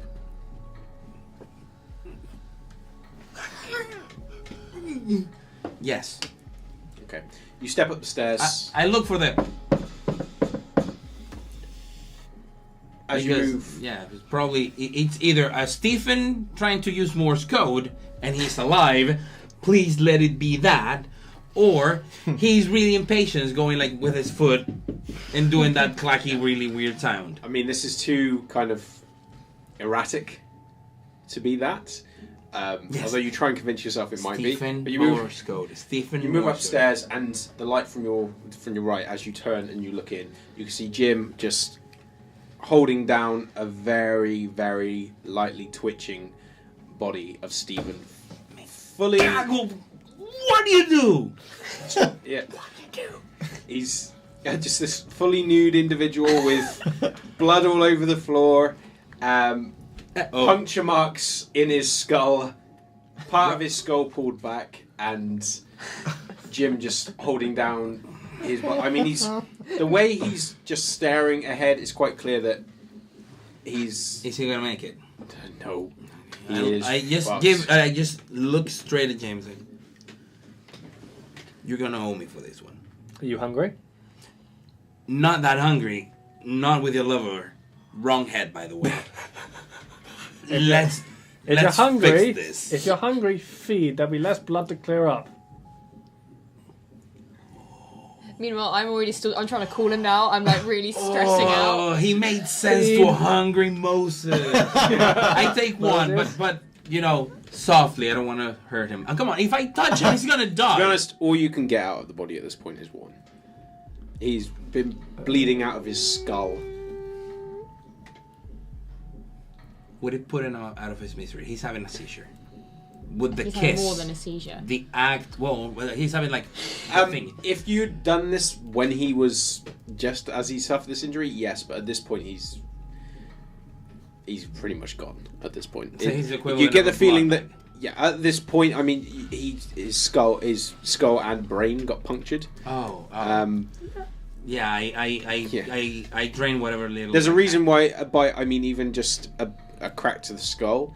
I mean, he would have been disoriented and stuff, but to have this seizure, it's likely he's just given him instant brain damage. I do it. Okay. Completely So, drain it. the blood in his body is not as warm as it is, and Makes sense. whilst you still feel that kind of satisfaction from taking this blood, it's not as filling as you recall it being. And it takes you draining every drop you can get from his veins just to appease a modicum of your hunger. So you only recover one, and that's from draining him fully of what he has left. But you do recover one. Okay. It does take you a fair few minutes to get to this point. Everything. Yeah. Okay. So now the only blood left is the squelch of the carpet as you stand up, and the blood that's already in there. It's just like that creature out of Starship Troopers. Yeah. Yep. I'm still. Now imagine that twice. I just finish. Text Benjamin. Come. And tell him, you still owe me. I'm Let's still bring suffering my Nuster. compulsion. Yeah.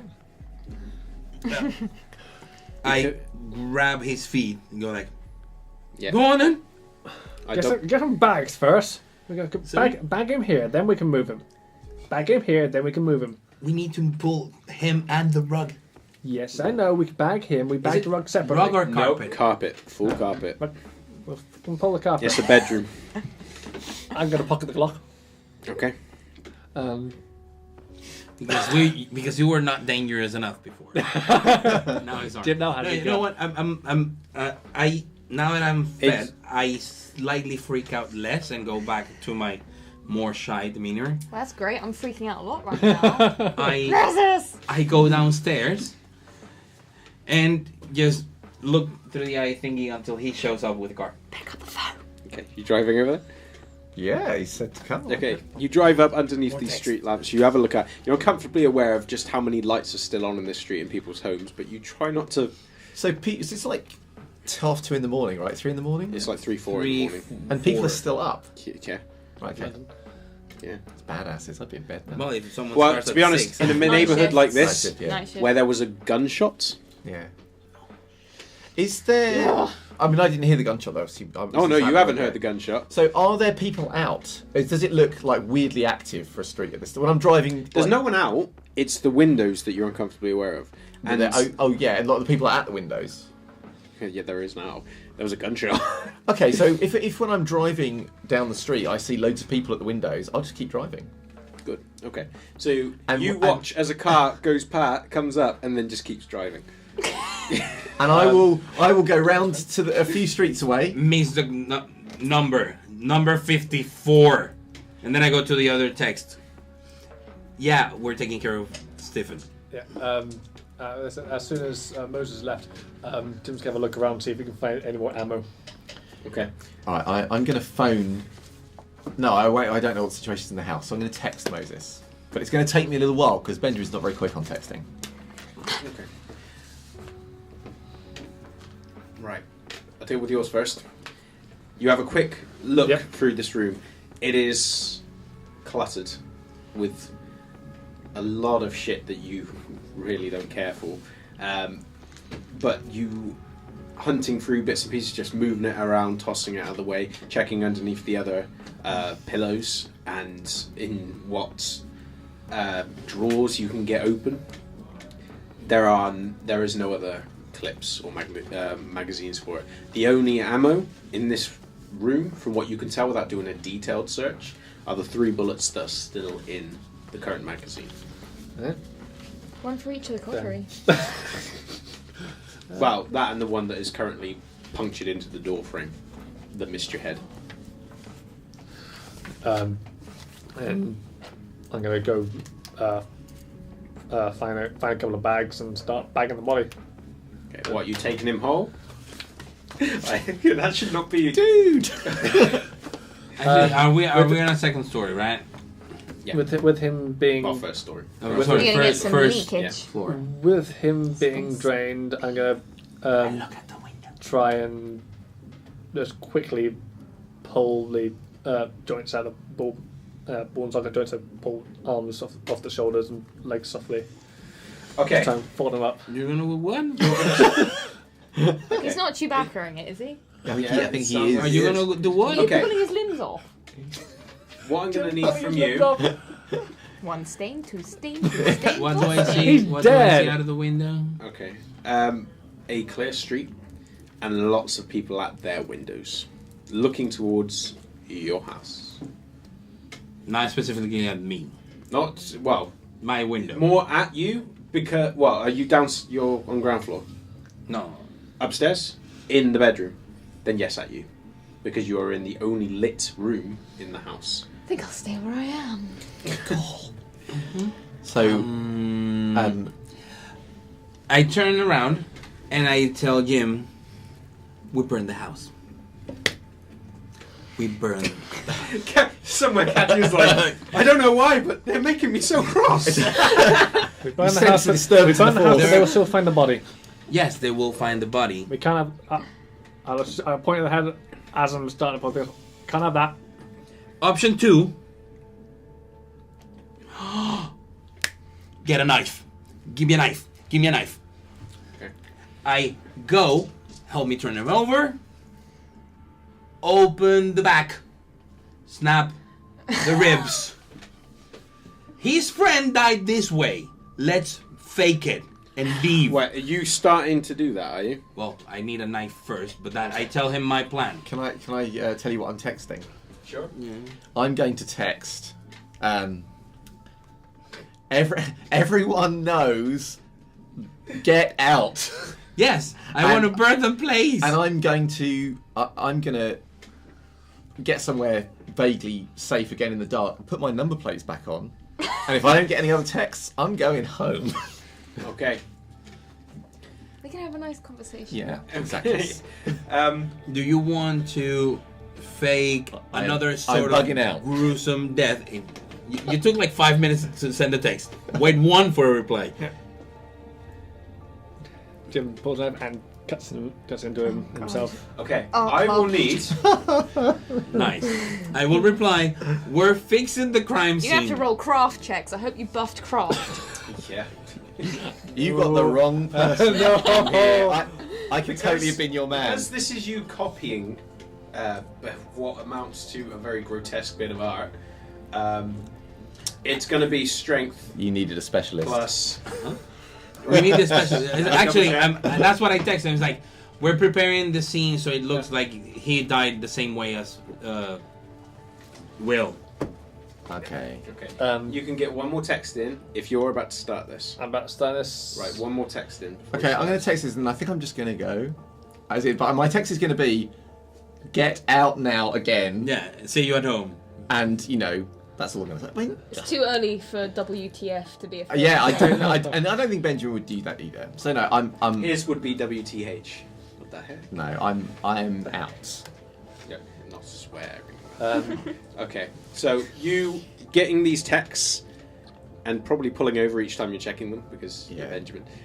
Yeah, of course. You double check them, and as each terrifying text comes through, each more worse than the other, you just take Screw it. Yeah. Yeah. And you just start going. You just start going home, and you get no initial response apart from that. You sending any more texts? Yes. Yes. How many? I've been calling and texting. Okay, so your phone has been going crazy. You go over towards the body. At this point, I have started also trying to contact. At some point, I would pick up, but mostly it's texts, because it's in probably like vibrate or whatever. And now that he's doing some Dolly mixed with Charles Manson, I'll pick up the phone. Okay. What's going on? There's been an accident. Has there? You know Steven, Darren's friend? Not personally. Well, yeah, he's the one who I think he's the one who cracked your ribs. Was he? I can't remember which one Stephen. did that. What happened to Stephen? Yeah, the one that cracked your ribs. Inconsequential. He died of natural causes. Do I need to insight No, check you don't. that? This is Moses. He died Right, of that's natural causes. unfortunate. I trust you're dealing with the problem. We're trying to make the very natural.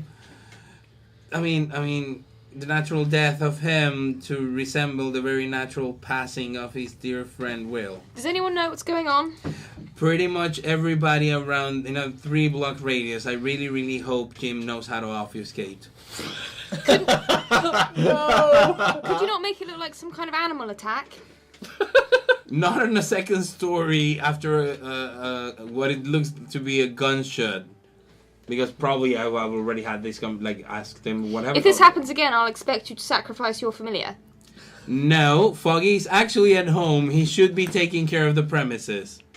Well, I haven't seen him, so he's doing a Foggy bang-up is still out job. in the tunnels. Sorry? Foggy hasn't come back yet. Still went into the tunnels. Yeah, he went out to hunt. To hunt. Yeah, he hasn't come back yet. Yeah. Foggy's out there. Also, you wouldn't see him. He obfuscates. Beep. Okay, move it. From you, Yeah. if you are trying to replicate that scene. Oh my god. Yeah. Do we get any aid from Moses, or is it just Moses, is he getting aid from you? Doing these things? Does he have the skill? I think you might need the skill to aid. Yeah, No. do you have craft? Then no. I am looking for rope to tie his hands to whatever. It will be And candles. strength plus crafts -2. I'm sure he's really the Because you aromatherapy still have your type. compulsion. which gives me all of a single I am hunger freaking die, out here. This is the which is a success. It's not enough. Oh. Moses, Yes. the breaking of the ribs is not a problem for Jim. In fact, he does it with more ease than perhaps even someone like Jim should. And he rips them, but there is no delicacy to how he rips through them. There is no... I mean... It's... You forget I wasn't there to see Will. So for me, Yeah, it you looks didn't see fine. Looks. And I didn't show You're doing my great, buddy. drawings. You're doing great. Crack on. I was not there. I am not a good judge for this. Okay. Did you not show Moses the pictures? I left of- before I haven't seen Moses for a Okay. long time. Did anyone discuss with Moses the scene? Basic stuff. I think we the had ribs and stuff. Ribs, Yeah, the we talked about description, it in but general, but not no. not a visual. Okay. So in that for case- me, wow, Will really had it coming. He looked like that. So, oh my god. Jim, in this case, it's hard for you to see past the animalistic pleasure you get from doing this to someone that's hurt you. Enough to see that the way you are effectively breaking these bones and tearing them back is in no way like the way the other individual did this. And when you try pulling his lungs, you do it with enough force to effectively rip them. But what... you get about halfway through and then you come to the realization that no amount of you staying here to work on this body is going to help you replicate what you saw. And for a start, in the other place, and there's a part of your mind that likes to remind you of this, and it only works you up more. The other place was almost, aside from the bedspread, meticulously kept in terms of how it was arranged. This is anything but. No one is going to believe that this was the same person. Some tea. Fuck it. Satellite, get the fuck out of here. You know that hunger I slaked? Yeah. I'm gonna risk it. Obfuscate 2. Sorry. He's like, see you at the Haven, or like, are you good? Everything going, it's just Jim swinging at it. Come on, we need to go. Everybody's looking through the window. I like fire here first. You Then we can can hear. Fuck. Someone call the police. Alright, go. And Are we gonna set it on you fire? can hear them as you're driving off. You're a ways away now, but yeah. you can hear them. Yeah. you can go There invisible, is I a can't. few coming. So, You can go believe invisible, it. I can't. so do we burn this place? Yeah, if we can burn this place, but you need to, because I need to get out of here now, and I'm going towards the door. Oh, okay. You do that, Okay. and I'll burn it and leave. Okay. This Now, is the fun bit. great. You're leaving Moses for the front door? arsonist. Leave the front door, hoodie up, and Okay. running. Everyone sees you. This class is teamwork. There's a lot of people looking. We're letting him back in, are we? I need I don't think it's going to be an issue. I'm not bailing him out. I don't have any money. a strength plus stealth roll, because this is a case of you getting out as quickly as you can between people looking than it is, because there is no way that you can stealth. And this is with a -2. -2, damn it.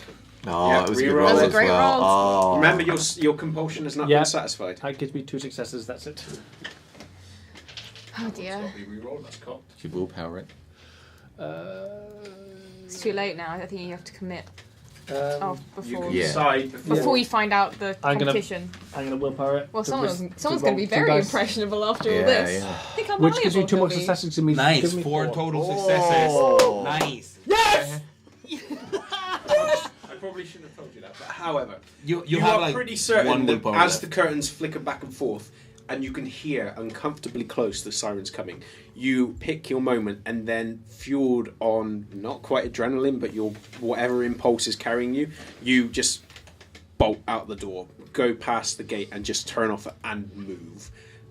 Not so quick that anybody looking out their window then will catch you out the corner of their eye in the peripheral, but you move with enough speed that you're pretty certain you managed to turn that corner before anybody else looks at. And you start moving off again. You're obfuscated?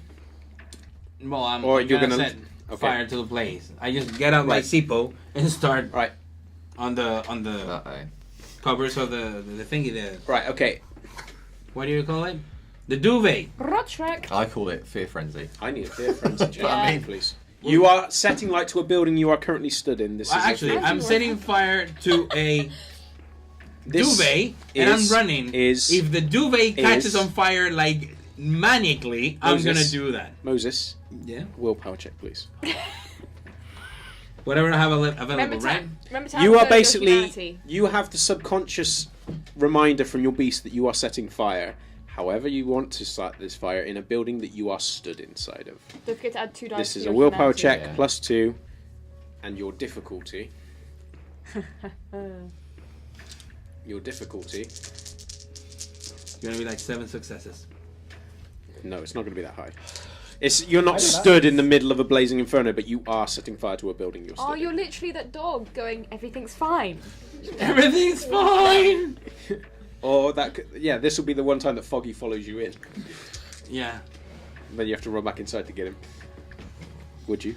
Can you look up I have a the job for frenzy this check totals for me, please? What? I have a job to do. Just so that I don't lose more time Keep looking. busy while they're having fun. Seriously, I'm gonna set up a cleanup service. I'll take their mind off it. Like this kind of cleanup service. Unless I've managed to get it. Yeah, I've got it. Never mind. Would you be my partner in a cleanup business? Well, so far it's not a very successful business. It is gonna be amazing. Okay, it's not going to be high because it's not a current going blaze. But just pray you don't fuck this up. Difficulty 2. He had to say it, didn't Yeah, he? you did. Difficulty 2. That is Yeah, only 4 smashed it. successes. Okay. Despite the fact that the moment that flame goes, and keep in mind this flame is coming out of something in your hand, there is a moment where your hand wants to just drop and run. And you can feel your fangs extending as you're doing it, almost in preparation for the response. But you manage to hold that flame and force your hand to remain gripped long enough for something to catch. And the moment that it catches, you undo the lighter and bolt. And you head towards the door. Obfuscated. Obfuscate. Okay. 2. Unseen presence. Okay, make your check. Thank you. 6. A success. The door is open enough that you managed to get out. Yeah, he just blew it Yeah. open and bolted. Yeah. So I do the same, but no one sees me. Okay. So you step past, and you are uncomfortably aware of how many of these people are looking towards this house. It's noticeable as you turn the corner that I still cover my face and all that because in case if there's any camera or whatever, I don't Okay. want them to see like the full face of an Nosferatu. So I'm just gonna. I still bandage my face with my hoodie, with my scarf, and run. Yeah. because of the glare of the TV in the other room, you wouldn't be able to see the flames, even if they're licking up. However, whether or not anybody notices in the next few minutes, you're not aware. As you turn the corner, is just in time to see what looks like an armoured response van taking the corner, alongside 2 other police vehicles. But you pay them as little mind as you can, beyond just a casual glance before you take off back in the direction that you pretty saw Jim went.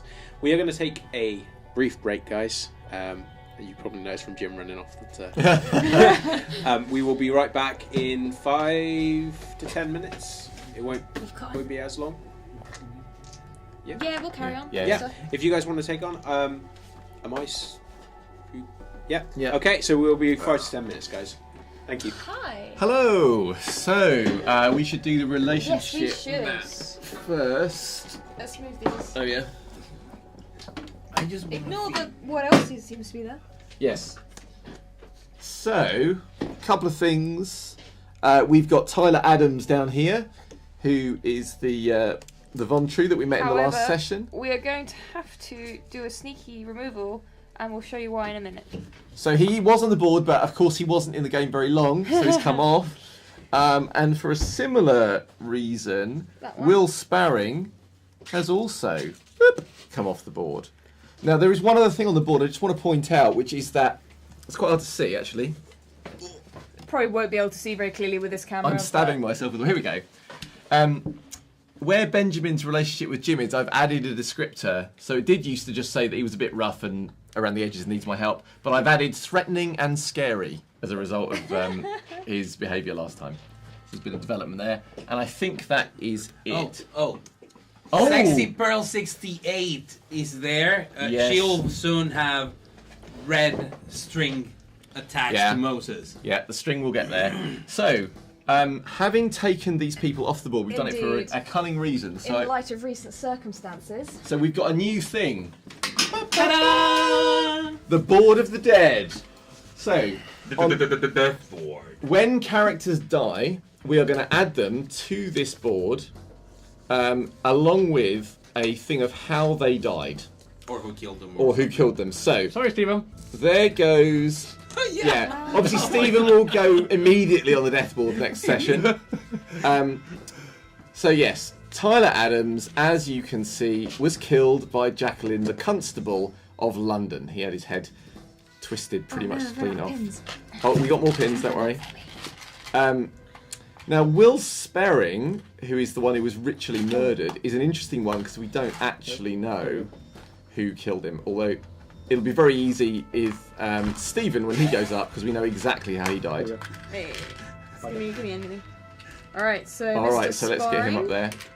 Yeah, we know exactly how he died. I'm just going to keep them all Oops. together for now. Wow, you... Oh no! Oh. Disaster. Are we Camarilla or are we Sabat? I'm starting to forget. Well, I'm Camarilla. I don't know about everybody else. I'm trying. Well, yours, Sloppy.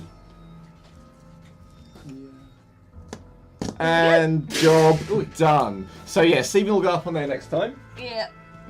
Board of the Dead. Yeah, Board of the Dead. we'll probably be editing things because certainly as more die, we're certain it's going to happen. It's like Sorry, it's guys. Okay. Yeah, we're going to have to just rearrange So, it. Oops. the other exciting thing is we're going to try. Moses' amazing list of places! Oh! It's time for hashtag Malop. And it's a quick update on the places you guys are watching us from. Again, you're amazing. Quick recap: Australia, UK, USA, France, Germany, Norway, Uruguay, Venezuela, Finland. We have a couple of new locations. Someone from work is gonna mess with me because they don't like the way I pronounce it. I say Watford because it has an A, but apparently it's like Watford or something like weird. Watford is fine. Watford. Watford is fine. Watford. So, thank you, watching us from Watford, and we have a viewer watching us from London, close to the Thames. Oh! Yeah, London, Ontario, Canada, 2 hours away from Toronto. There is a city called London, Ontario, and I just Google mapped it, and it had a Thames, like River Thames. So, if at some point we need to leave the city, we can the coterie can always move to Canada, and we will still have London. Canada might not be. How close is this London to Montreal? It might not be the best idea. Well, it's 2 hours away from Toronto. So, just checking in with. I mean, you are a resident viewer from London, Ontario, Canada. Pretty good. Your city would be a good city for the coterie to relocate once the fires burn down? You mean once Jim's finished? Yeah. So, once it's thank you finished with again the Great very Fire of much. London. We have also someone in chat from South Carolina. Oh, South Carolina! Nice. Thank you very much. And thank you very much. This is basically to you. Like, this is how far we've Two people. gotten there. Two people. Wow. Thank you, both of you. We've gotten far, and it is all thanks to you. So I always take this little bit of time to thank you. If it weren't for you, we wouldn't be doing this. So remember, leave us a comment in the comment section or in the chat, or hashtag Malop, Moses' amazing list of places. Thank you very much. Well, welcome back, guys, and hashtag Malop. Okay, so Moses, as you head away from the sirens and the building, you follow on what you're assuming to be the coattails of Jim, and weaving in and out of the meager foot traffic that's around at this point, with people trying to get an early start on getting to their work, making their way towards tube stations or just driving. It doesn't take you too long to find Jim, who, being visible, can't just full on run. You manage to catch up to him. You're long behind Benjamin, who manages to get back to the Haven long before you two. If he stops, I keep on going. Okay. Jim's not stopping. Well, he wouldn't have been able to see you either way. You both make your respective ways back towards the Haven. Katia with the slumbering Mrs. Morovsky, who has, based upon your cursory inspection, has no intention of waking up. The door eventually, as Benjamin returns. Yeah, I'll probably lock the door behind me. Yep. And are you standing in the lobby? I've been pacing. I'll say, "Oh, hello." What's going on? I'll glance at Mrs. Morovsky. Let's go. Yes, let's. So go somewhere out of earshot. Okay. I'll say, oh, there's quite a lot's gone on. Start from the beginning and get through it. Well, I suppose very briefly, Tyler Adams came to the door. Right. And I called the constable, and the constable destroyed. I don't know what the right word is, but anyway, Tyler Adams doesn't move around anymore. Is that why it stinks of bleach downstairs? Yes, Yes, she left us with the body, and we had to clean it up, and it was awful. 2, okay. and then, well, there was nothing too dramatic. And Mrs. Morosky came home. Yes, I good think, to see. That's a good thing. probably without the permission of her doctor, and then, well, then I got a call from Jim, and he said he wanted me to bring my car because there had been a problem, and I believe that Stephen, I forget his surname, but one of Darren's associates. I see. And I gather that there was a body there, I think, and they wanted me to go with my car and us to move the body. But when I got there, and they were already inside, there were windows. I mean, it's very people should be asleep, and they weren't. They were at their windows watching Stephen's house. I think they knew. One of them had to have called the police. I told them to get out, and so not only did Jim murder someone, Yes. He clearly did it with the amount of subtlety that we could assume he would have used. And now everyone on that street knows? Is that about the gist of it? Well, I don't know if everyone knows that Jim did it, but they certainly know that something happened there. There really was. I assume he must have done it with very little subtlety at all, given the number of lights on. You did the right thing to come straight back. I just thought if I parked outside there, yes. and I thought, well, the police must be on their way, and I heard the sirens, they were on their way. I told them to get out. I texted them to get out. I don't know if they did. They were trying to. Oh, what was that text? I'll fish out my phone. Something about the crime scene, covering up the crime scene. I don't know. They didn't. I don't know what happened, but it was bad. It was all a mess. Right. Horrible mess. Well, I think, as much as I hate to say it, we're going to have to trust them for at least the next half an hour, and then find out how disastrous the results of that are. Yes. Because I think either of us turning up and trying to help at this point is. Oh no! It will be madness. This is. I'm sorry. This is their responsibility to deal with. We can't. We can't expect to be rescued every time we do something slightly wrong. Can we? What do you mean? I mean, I suppose not. I think this could be really bad. Yes, I think so too. Excellent, wonderful. So, I don't know what to do now. I mean, it's late. I'm hungry, but it's late. I was just going to try and. Oh, I should warn you. I don't think any of the windows on your floor are broken, but Mrs. Morosky's getting someone in to fix the windows that were broken. That's so fine. if you sleep in any rooms with broken windows, you shouldn't sleep there. I don't know why I'd be doing that. I doubt they'd be coming up to the attic, and I would lock it behind me anyway. I think for now we just have to wait and see what happens when they come back. With any luck, they don't make a beeline straight here and create some kind of trail that could be followed. Oh, you don't think they do that, would you? No, because they have experience in this sort of thing, don't they? I mean, that's the thing, that they seem to know what they're doing. I don't know. I don't know if Jim has actually torn anyone limb from limb in a public residential area before. He told me that whenever he needs to feed, he just grabs people off the street, so he must know. Yes, but they're not usually in their own homes. Like he said, they're usually poor homeless wretches that he's gone and slaked himself on. Exactly. He talks a lot of talk. He's quite convincing. Yes, he would be. Well, I suppose, like you say, we just have to see how bad it is when they get back. There isn't anything. Is there anything else we should do? Should we go somewhere else? Should we not be here? Would that be a? What does one do in a situation like this? We're going to have, like I say, for now, we're going to have to trust them to make the right choices, and I think we should stay here for now. All right. There are a few things I want to do. If you wish to be distracted from the grisly encounter you just had, or nearly had, you're welcome to assist me. What are you doing? And I take a little plastic Tupperware box out of my satchel. I'm trying to catch some spiders. But why? I need them for other matters. I need them. Do you want to help me? It might distract you. Do you have a spider collection? In a manner of speaking, they're very useful. Are you a zoologist or something? I have many areas of interest and expertise. Right. But they're fascinating creatures to study and can be incredibly useful. They have a lot of properties. Are there spiders in the crossed hands? Is there something we look around? Have you seen how many cobwebs this place has? I mean, What do you think made them? Silkworms? You want me to catch spiders?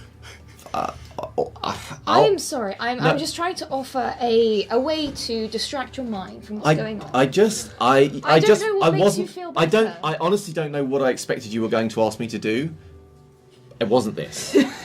But that's fine. I mean, I suppose it's actually probably the best thing I've been asked to do all night, so fine. Exactly. We're not hurting anyone. We're not causing any terrible disasters. All right. I'll... And we're removing spiders from our home. Well, relocating. Fine. Do you have something to catch them in? I have some more Tupperware. Yeah. Of course. Right. Yes. Here, have some. This Fine. is the night of weird requests. I mean, like what? You've been asked some weird shit. The fact that Mrs. Morovsky hasn't been able to check the upper floors in order to clean them means that there are a number of spiders. There are small spiders, there's large spiders, Don't kill them. various. In your rooms, outside your rooms, in the corridors. I'll catch some. I mean, it's not like an infestation, No. but it's an old house. Well, I guess I'll start in the rooms I'm sleeping in, and I'll try and catch some spiders. Okay. I can't say that he's putting his heart and soul into this activity, but he'll have a go. Okay. You go between each of the rooms, and you move upstairs. You're not in. Are you situated in the loft? My rooms are in the loft. Yeah. Okay. Do you go in her room as well? Are you allocating me a place to go? Cause I'm probably assuming you're not coming in my room. I'm not going to go in her room. I'm not going in Jim's room either, for the record. I mean, if his rooms are open, I'll go in. I'm not bothered. Okay. My room... Yeah. Oh, Jim's room. I'll spider sweep Jim's rooms. Okay. There's not that many in Jim's room. In fact, it's probably the only room where there's not any. But as you begin going between the different rooms, there is one that you manage to find that is pretty vacant. It's decorated up the exact same as the others. But one noticeable thing is, as you begin looking around, you move the bed aside to look underneath, and there is a host of dead insects and spiders and a bird underneath it. Is this which of us is finding this? Both. I'm assuming that you Okay. both. Are we tagged? We're like in a buddy as you go spider between the rooms, operation. You heard them and I'll catch them. Yeah, I mean, I'd assume that at one point your sweeps would have brought you into the same So room. we're sort of like... And this is about midway up the building. Is this some kind of cat's trove? Do we have a stray cat living in this place? I feel like I don't need dead ones anyway. There's no point disturbing it. I only need live ones. Is it like they're all kind of piled up together, or are they? So that's just weird. I'll say I'm going to come out and say it. This is not right. Well, out of the many things that have happened in this house, it is one of the less strange. But I give it to you. It's not usual. I mean, I know sometimes cats do strange things, but I don't think they do this. I don't know. I've never had a cat. What's interesting is I think a night or two ago this would have actually really disturbed me.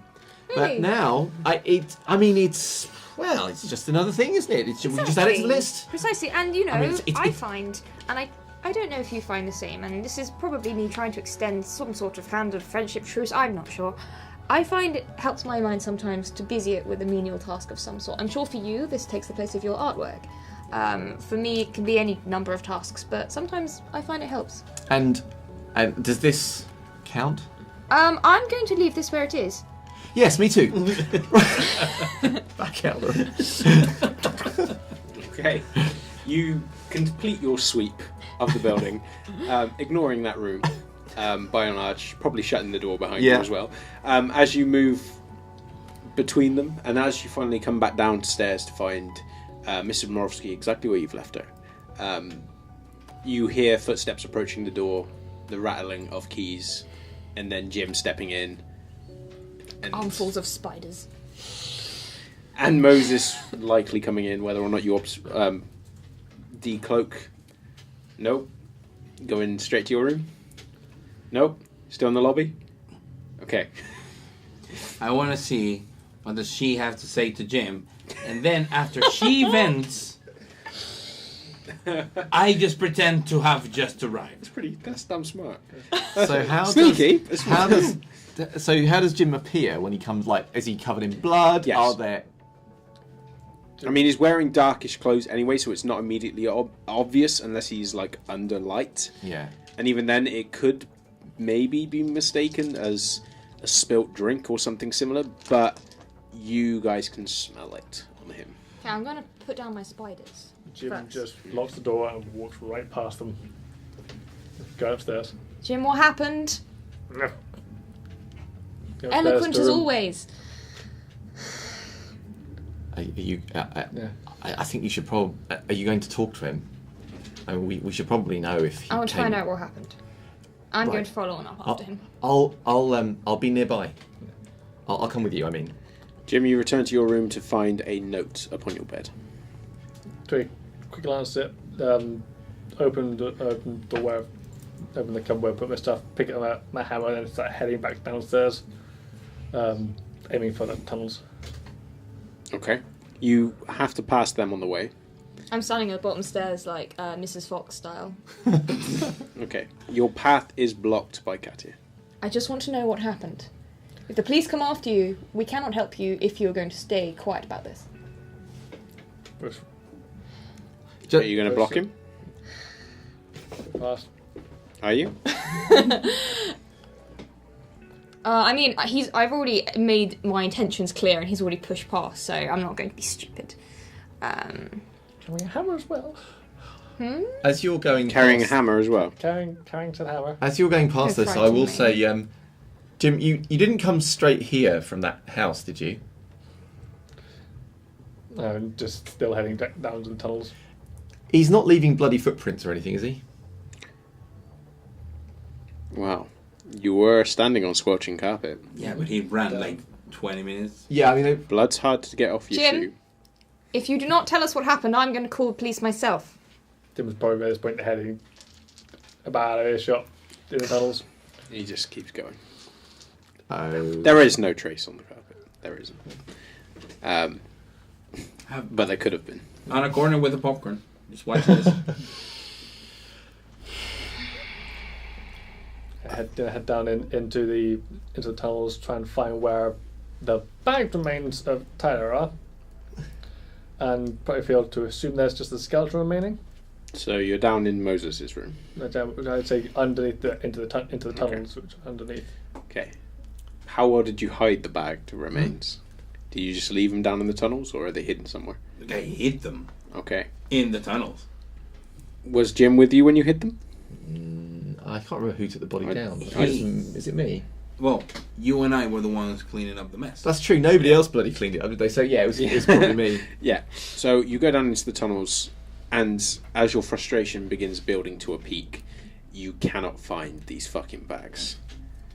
And it's hard for you to kind of, as weird as it might sound to any other kindred apart from a gangrel, your nostrils instinctively inflate as you try to pinpoint where they are, but all you can smell is punctured brain and blood and dampness and bleach and other things, and you cannot just pinpoint by smell, which is indescribably frustrating for you, where they are. You can just see the stretch of tunnel. Pull up the phone, use the light of the screen, and try and use that to help your search with my light. Okay. As far as I can go. What, down the tunnel? Down the tunnels. Okay. So you keep walking. What are you three doing? God damn compulsion. Did you follow him? Did you follow Jim? I can't I'm remember. obfuscated. Or you- Yeah, but did you obfuscate after him, or are you staying with us? Because I don't know if you've gone after Jim. I'm assuming you haven't. I haven't. I'm trying to distract myself. I'm in the lobby. I have sent a text to Will, just so I can try and focus on something that doesn't make me want to like punch him in the face. And I've just texted Will to say, don't worry about coming over tonight. I want you to rest. I want you to get better. I will come and I'll come and see you and check up on you soon. I promise. Just please be well and thank you for everything. The response is almost immediate. Are you sure? Yes, please. I want you to look after yourself. It would make me happy. Call me if you need me. Always. I'll say to you, I'm a bit worried that Moses hasn't come back. Because there were two of them there, and Jim's come back. I mean, it might just be that Moses didn't want to draw attention to this place. He might have gone somewhere else. That would be more sensible. But it might be that something happened to him, and I don't know what to. I'm a bit wary of phoning him in case he's hiding somewhere, or that I wouldn't want to give him away. It's all right. Moses has plenty of tricks up his sleeve. He may have come back already. Moses. He's capable of looking after himself. I am less sure about Jim, despite his bravado. I mean, it's late now. I suppose. I suppose we just go to bed. Yeah, I want to make sure nothing. I'm going to stay in the lobby for a little while longer. I want to see. Well, until I cannot stay any longer, I want to make sure Jim does not do anything else stupid. I'm quite hungry. So if I'm hungry like this or worse tomorrow, I think I'm going to have to go and I agree. And I'm just saying that I might have to go out straight away, just to warn you. That's fine. All right. I'll know where you are. Don't worry. Okay. Yes. And right. Is that you coming in through the front door? Yeah. Okay. Sorry, guys. I was losing them. I wanted to make sure no one followed me. Oh, Is Jim here? Well, he was here. He tromped off downstairs. He's not really talking to us. He's a bit... Well, he was not really talking to me either. What happened? Stephen was dead. I think. Skulls on the brain. Fangs on the skull. Yeah. Jim lost it and was too ashamed to explain. Stirs slightly. Let's take this downstairs. Yeah, let's go to my room. Okay. I sit down, turn on the TV and the GameCube, and wait until they load while I explain to them. Oh, you've got a GameCube? Yeah, I have the new Spider-Man. It's pretty cool. You want to play? Later. Okay. So, What? I think Was Jim. it be an N64 in 2001? I already game. Oh, you checked it out. Awesome. Yeah. Both. I think Jim frenzied. Frenzied. Yeah. When is that? That's when you lose control, isn't it? That's Yeah. bad. I almost laugh as if this wasn't such a dire circumstance, it'd be quite funny. I'm I mean, actually quite surprised he's so sensitive about it. I mean, fangs to the skull. Yeah. It was a little bit brutal. So, yeah, Steve died. But that's a breach of the first tradition, isn't it? It is. That was not our domain. Oh no, that's even worse. What happened to the body? I think there was some faulty electrical connections making a short circuit into something that was really flammable. Do I need to insight check? Are you talking about Jim's brain? Are you? No. Well, yeah. I'm talking about it might. I mean, he was he was naked. I doubt Jim. So took off his you're clothes. saying that he was really careless. You're saying that Stephen is dead, and there that there are tooth What marks in his happened skull. to the body? Probably burned. Probably. Oh yeah. See the news if you see anything about a fire breaking No, out. but hang on. What about this? You said there are tooth marks in his skull. Yes, Fire's not going to do bones anything to don't that. But burn. not just that. It was like ripped apart, so it could have been with a tool. So Because it was so is the skull still in the house? Well, yeah. Well, yeah. That's awful. That's a breach of the first tradition, and it wasn't even in our domain. And if they find out, Why are you telling me this? I am aware I couldn't do anything. It's not my fault. well, no, it's Jim's fault. We haven't got time to deal with it tonight. It'll soon be dawn. But the But Jim police were is there. going to have to answer for this tomorrow. But- Is TV on? Everything on? Sapping. Like I sit on the couch while we talk it, while sapping on the channels to see if anything comes up in the news. Nothing yet. Jim will answer to this, and if he does not, then we're going to have to report him to the constable. But I mean, if the thing is that the police are going to. Oh, this is awful. I mean, they're going to find that body and they're going to know, and even if they don't know, any one of us that sees it. Indeed, will you know that frenzying out amongst kine, breaking the masquerade is can be punishable by the bloodhound. Yeah, but I mean, no one else saw him except the guy who died. And the fact that it occurred in another's domain, they all have a vested interest in making sure that retribution is served. But that's the thing. I don't know if they know he was there. Do we know yet? I obfuscated out of there. This particular area in which this occurred, do we have any idea yet as to who it belongs to? Do you want to owe a big favor to an Nosferatu? Not really. No. Well, that's the only way I can have of finding out first thing tomorrow night. So whoever. Anyone needs to owe him a favour, it's Jim. Well, whoever knows, whoever's domain that is, they are going to be furious because obviously they're going to have lots of scrutiny where they are. Exactly. And if as long as it is known that the attack came from a vampire. It doesn't matter. The kine will be swarming over there. Yeah, That'll but make there life was harder a for whoever it brutal belongs murder in Will's house, and I didn't see you that worried about the owner of that domain. That's back because there, it wasn't obviously perpetrated by Kindred. because we didn't There's do it. fang marks in a skull. I mean, I was disturbed. How much more subtle can you get? Well, got it on video, but he wasn't recorded. I guess. That's why he set fire to the house.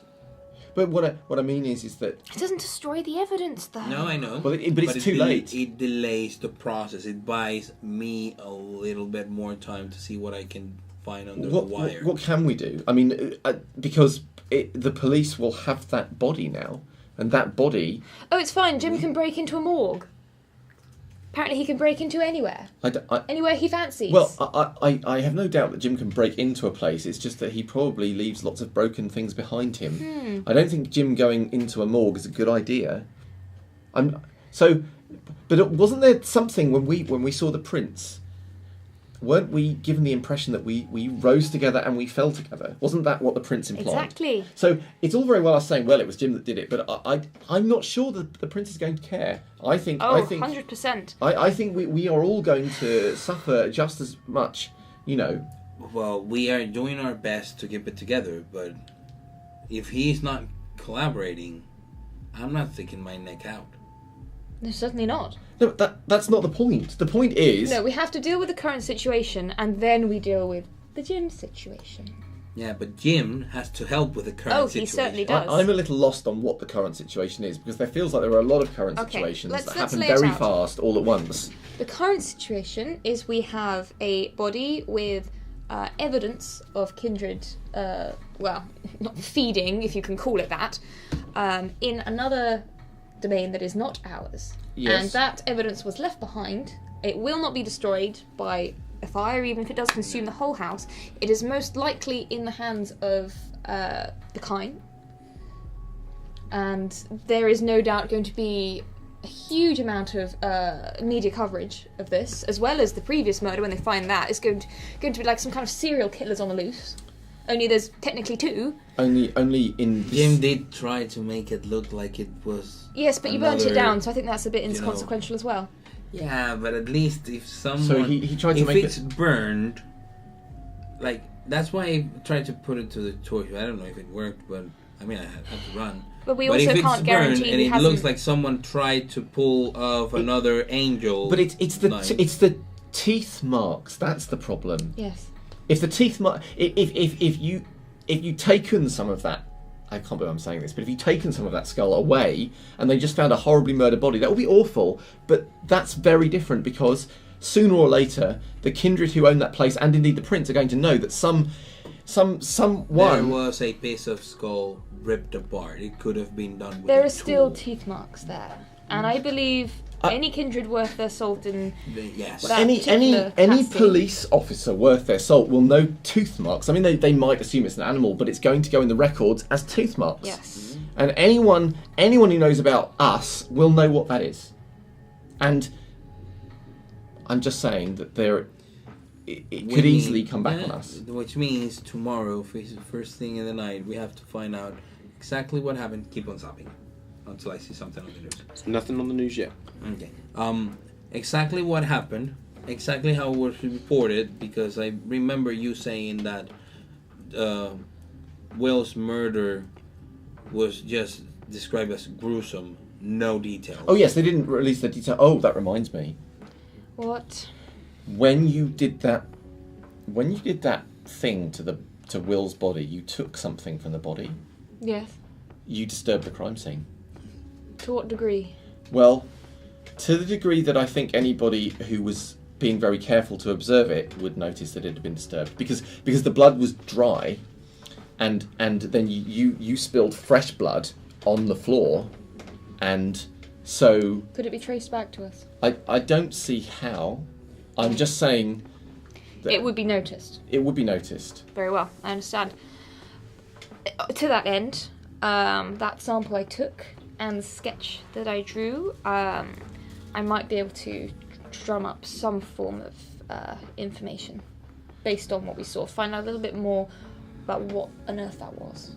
Well, you Moses has his sources and I have mine. all right? Good. Not good. that it helps us right now. Right. And the other thing, I don't think I told you, was that when Tyler Adams was executed, Yes. there were two people outside who I think were in contact with him somehow or something, and they were talking about wanting to come in to try and rescue him, but then they were saying that no, he wanted them to leave, and they left. But they were very angry. I mean, and they saw me, and I think that that's not over. And I don't know. They said that this Tyler Adams was helping Thin Bloods, so maybe they were Thin Bloods. Although they didn't seem very thin to me. They seemed quite the opposite. They seemed big, thick, Right. strong, dangerous sort of people. And then Jim had a message that night put through his window. They broke see. a window. I forgot to mention. There's been a lot going on. Yes, there has. You, But you would- forgot a few things. Well, it's been a busy time. Yes, it has, and we've got a lot to clear up.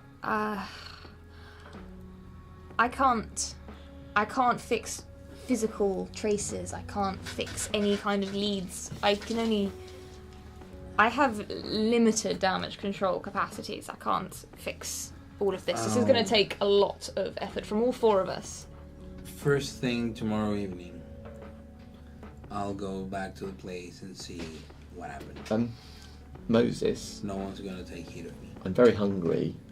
Yeah, me too. Could we first thing carry on with what we were doing? Or I suppose this is more.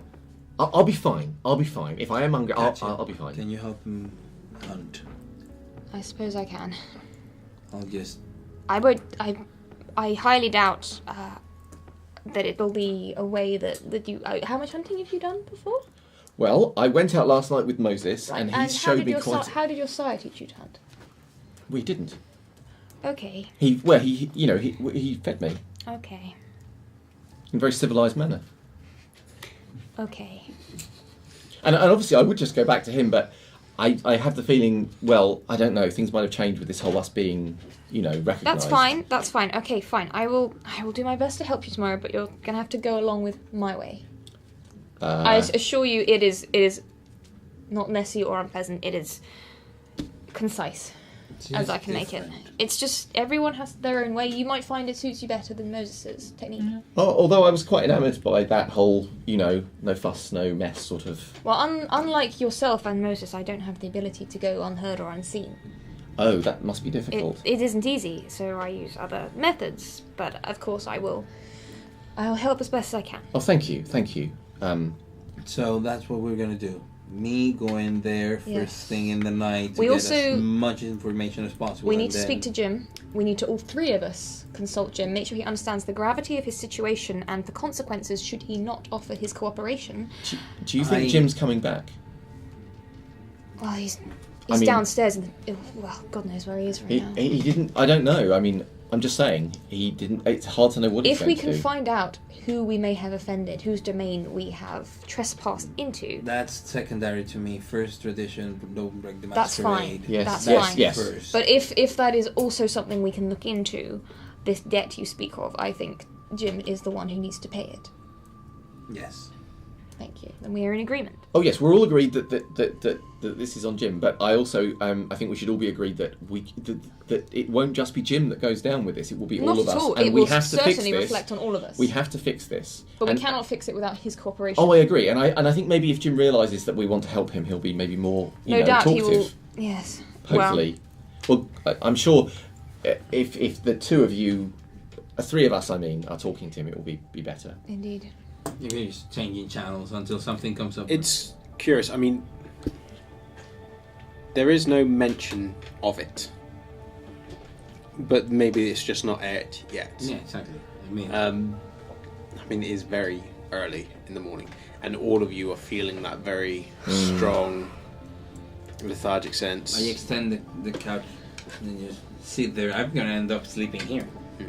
It's. I mean, you are feeling more and more as you guys are approaching dawn. The closer it gets, it almost feels like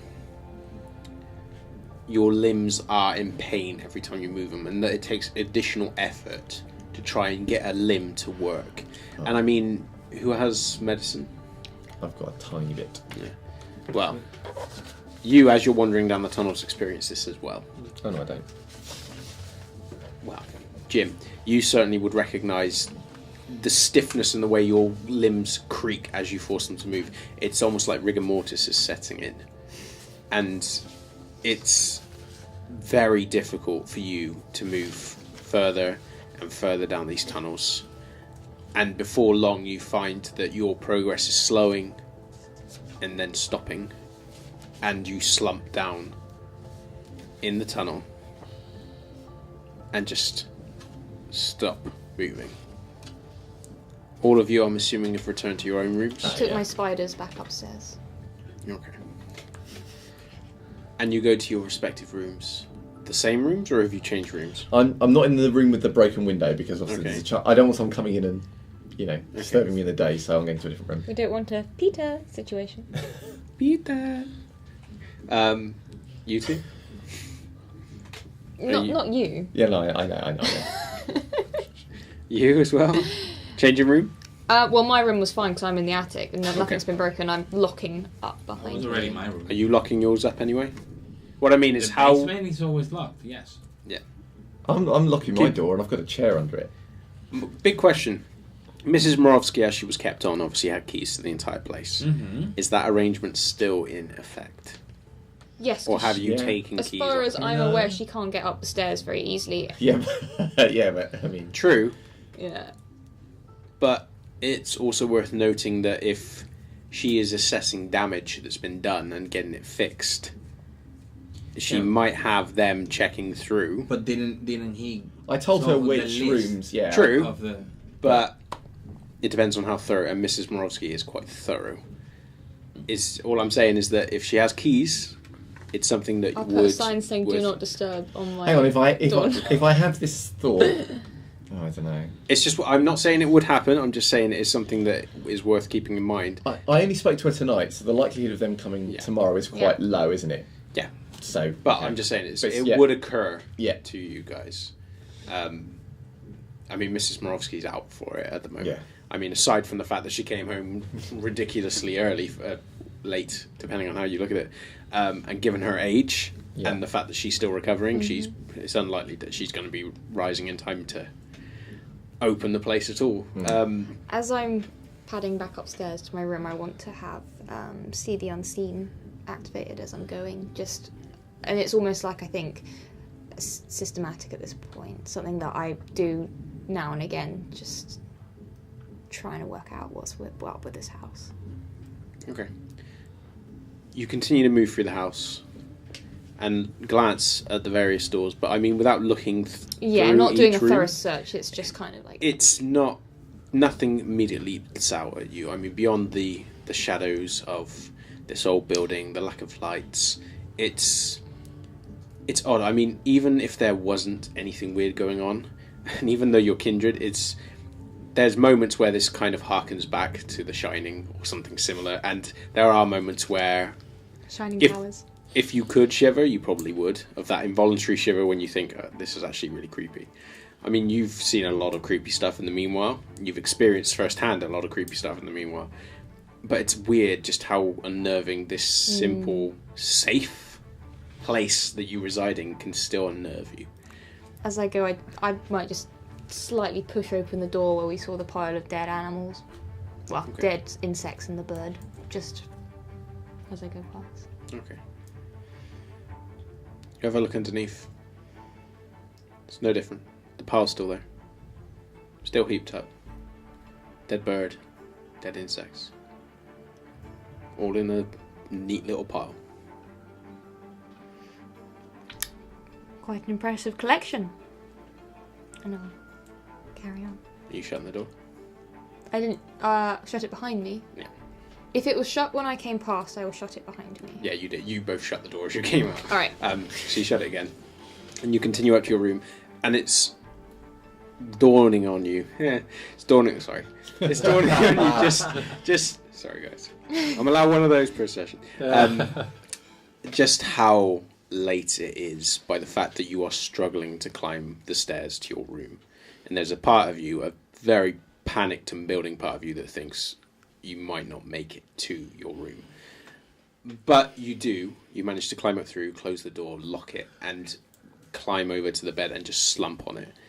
And face down with your head tilted, you just stare at the wall, and then you see nothing else. And that is where we're going to end today. And pick up next week to see how the hell you guys are going to sort all this stuff. As Peter, Benjamin pointed out, there is a lot of stuff going on. No shit. Sorry, I feel guys. like I caught up with I like run a brick things- thrown in my face. Yeah. I just want to thank the welcome internet to the connection that cowered away at our warning that if Yeah. I dropped, Yeah. we would record. Yep. Yeah. Yeah, we got Yeah, serious. we do apologise again for that, Yeah. guys. We are working as, as we are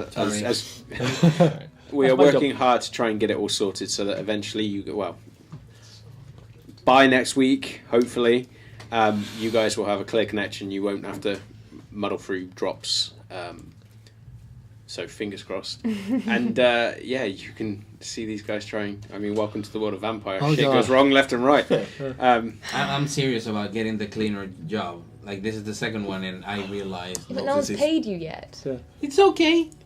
You start pro Well, bono. he's still a cleaner job. You've He's just got not a a very boon. effective one. Yeah. It's a clean and charity service. Yeah. Right now, it's going to be like a charity. I'm just going to Okay. start a spider shop. I've never played this game before. you can get paid Learn in what shit blood. as I'm going along. So you don't have to... Now you know. Yeah. Will you join me?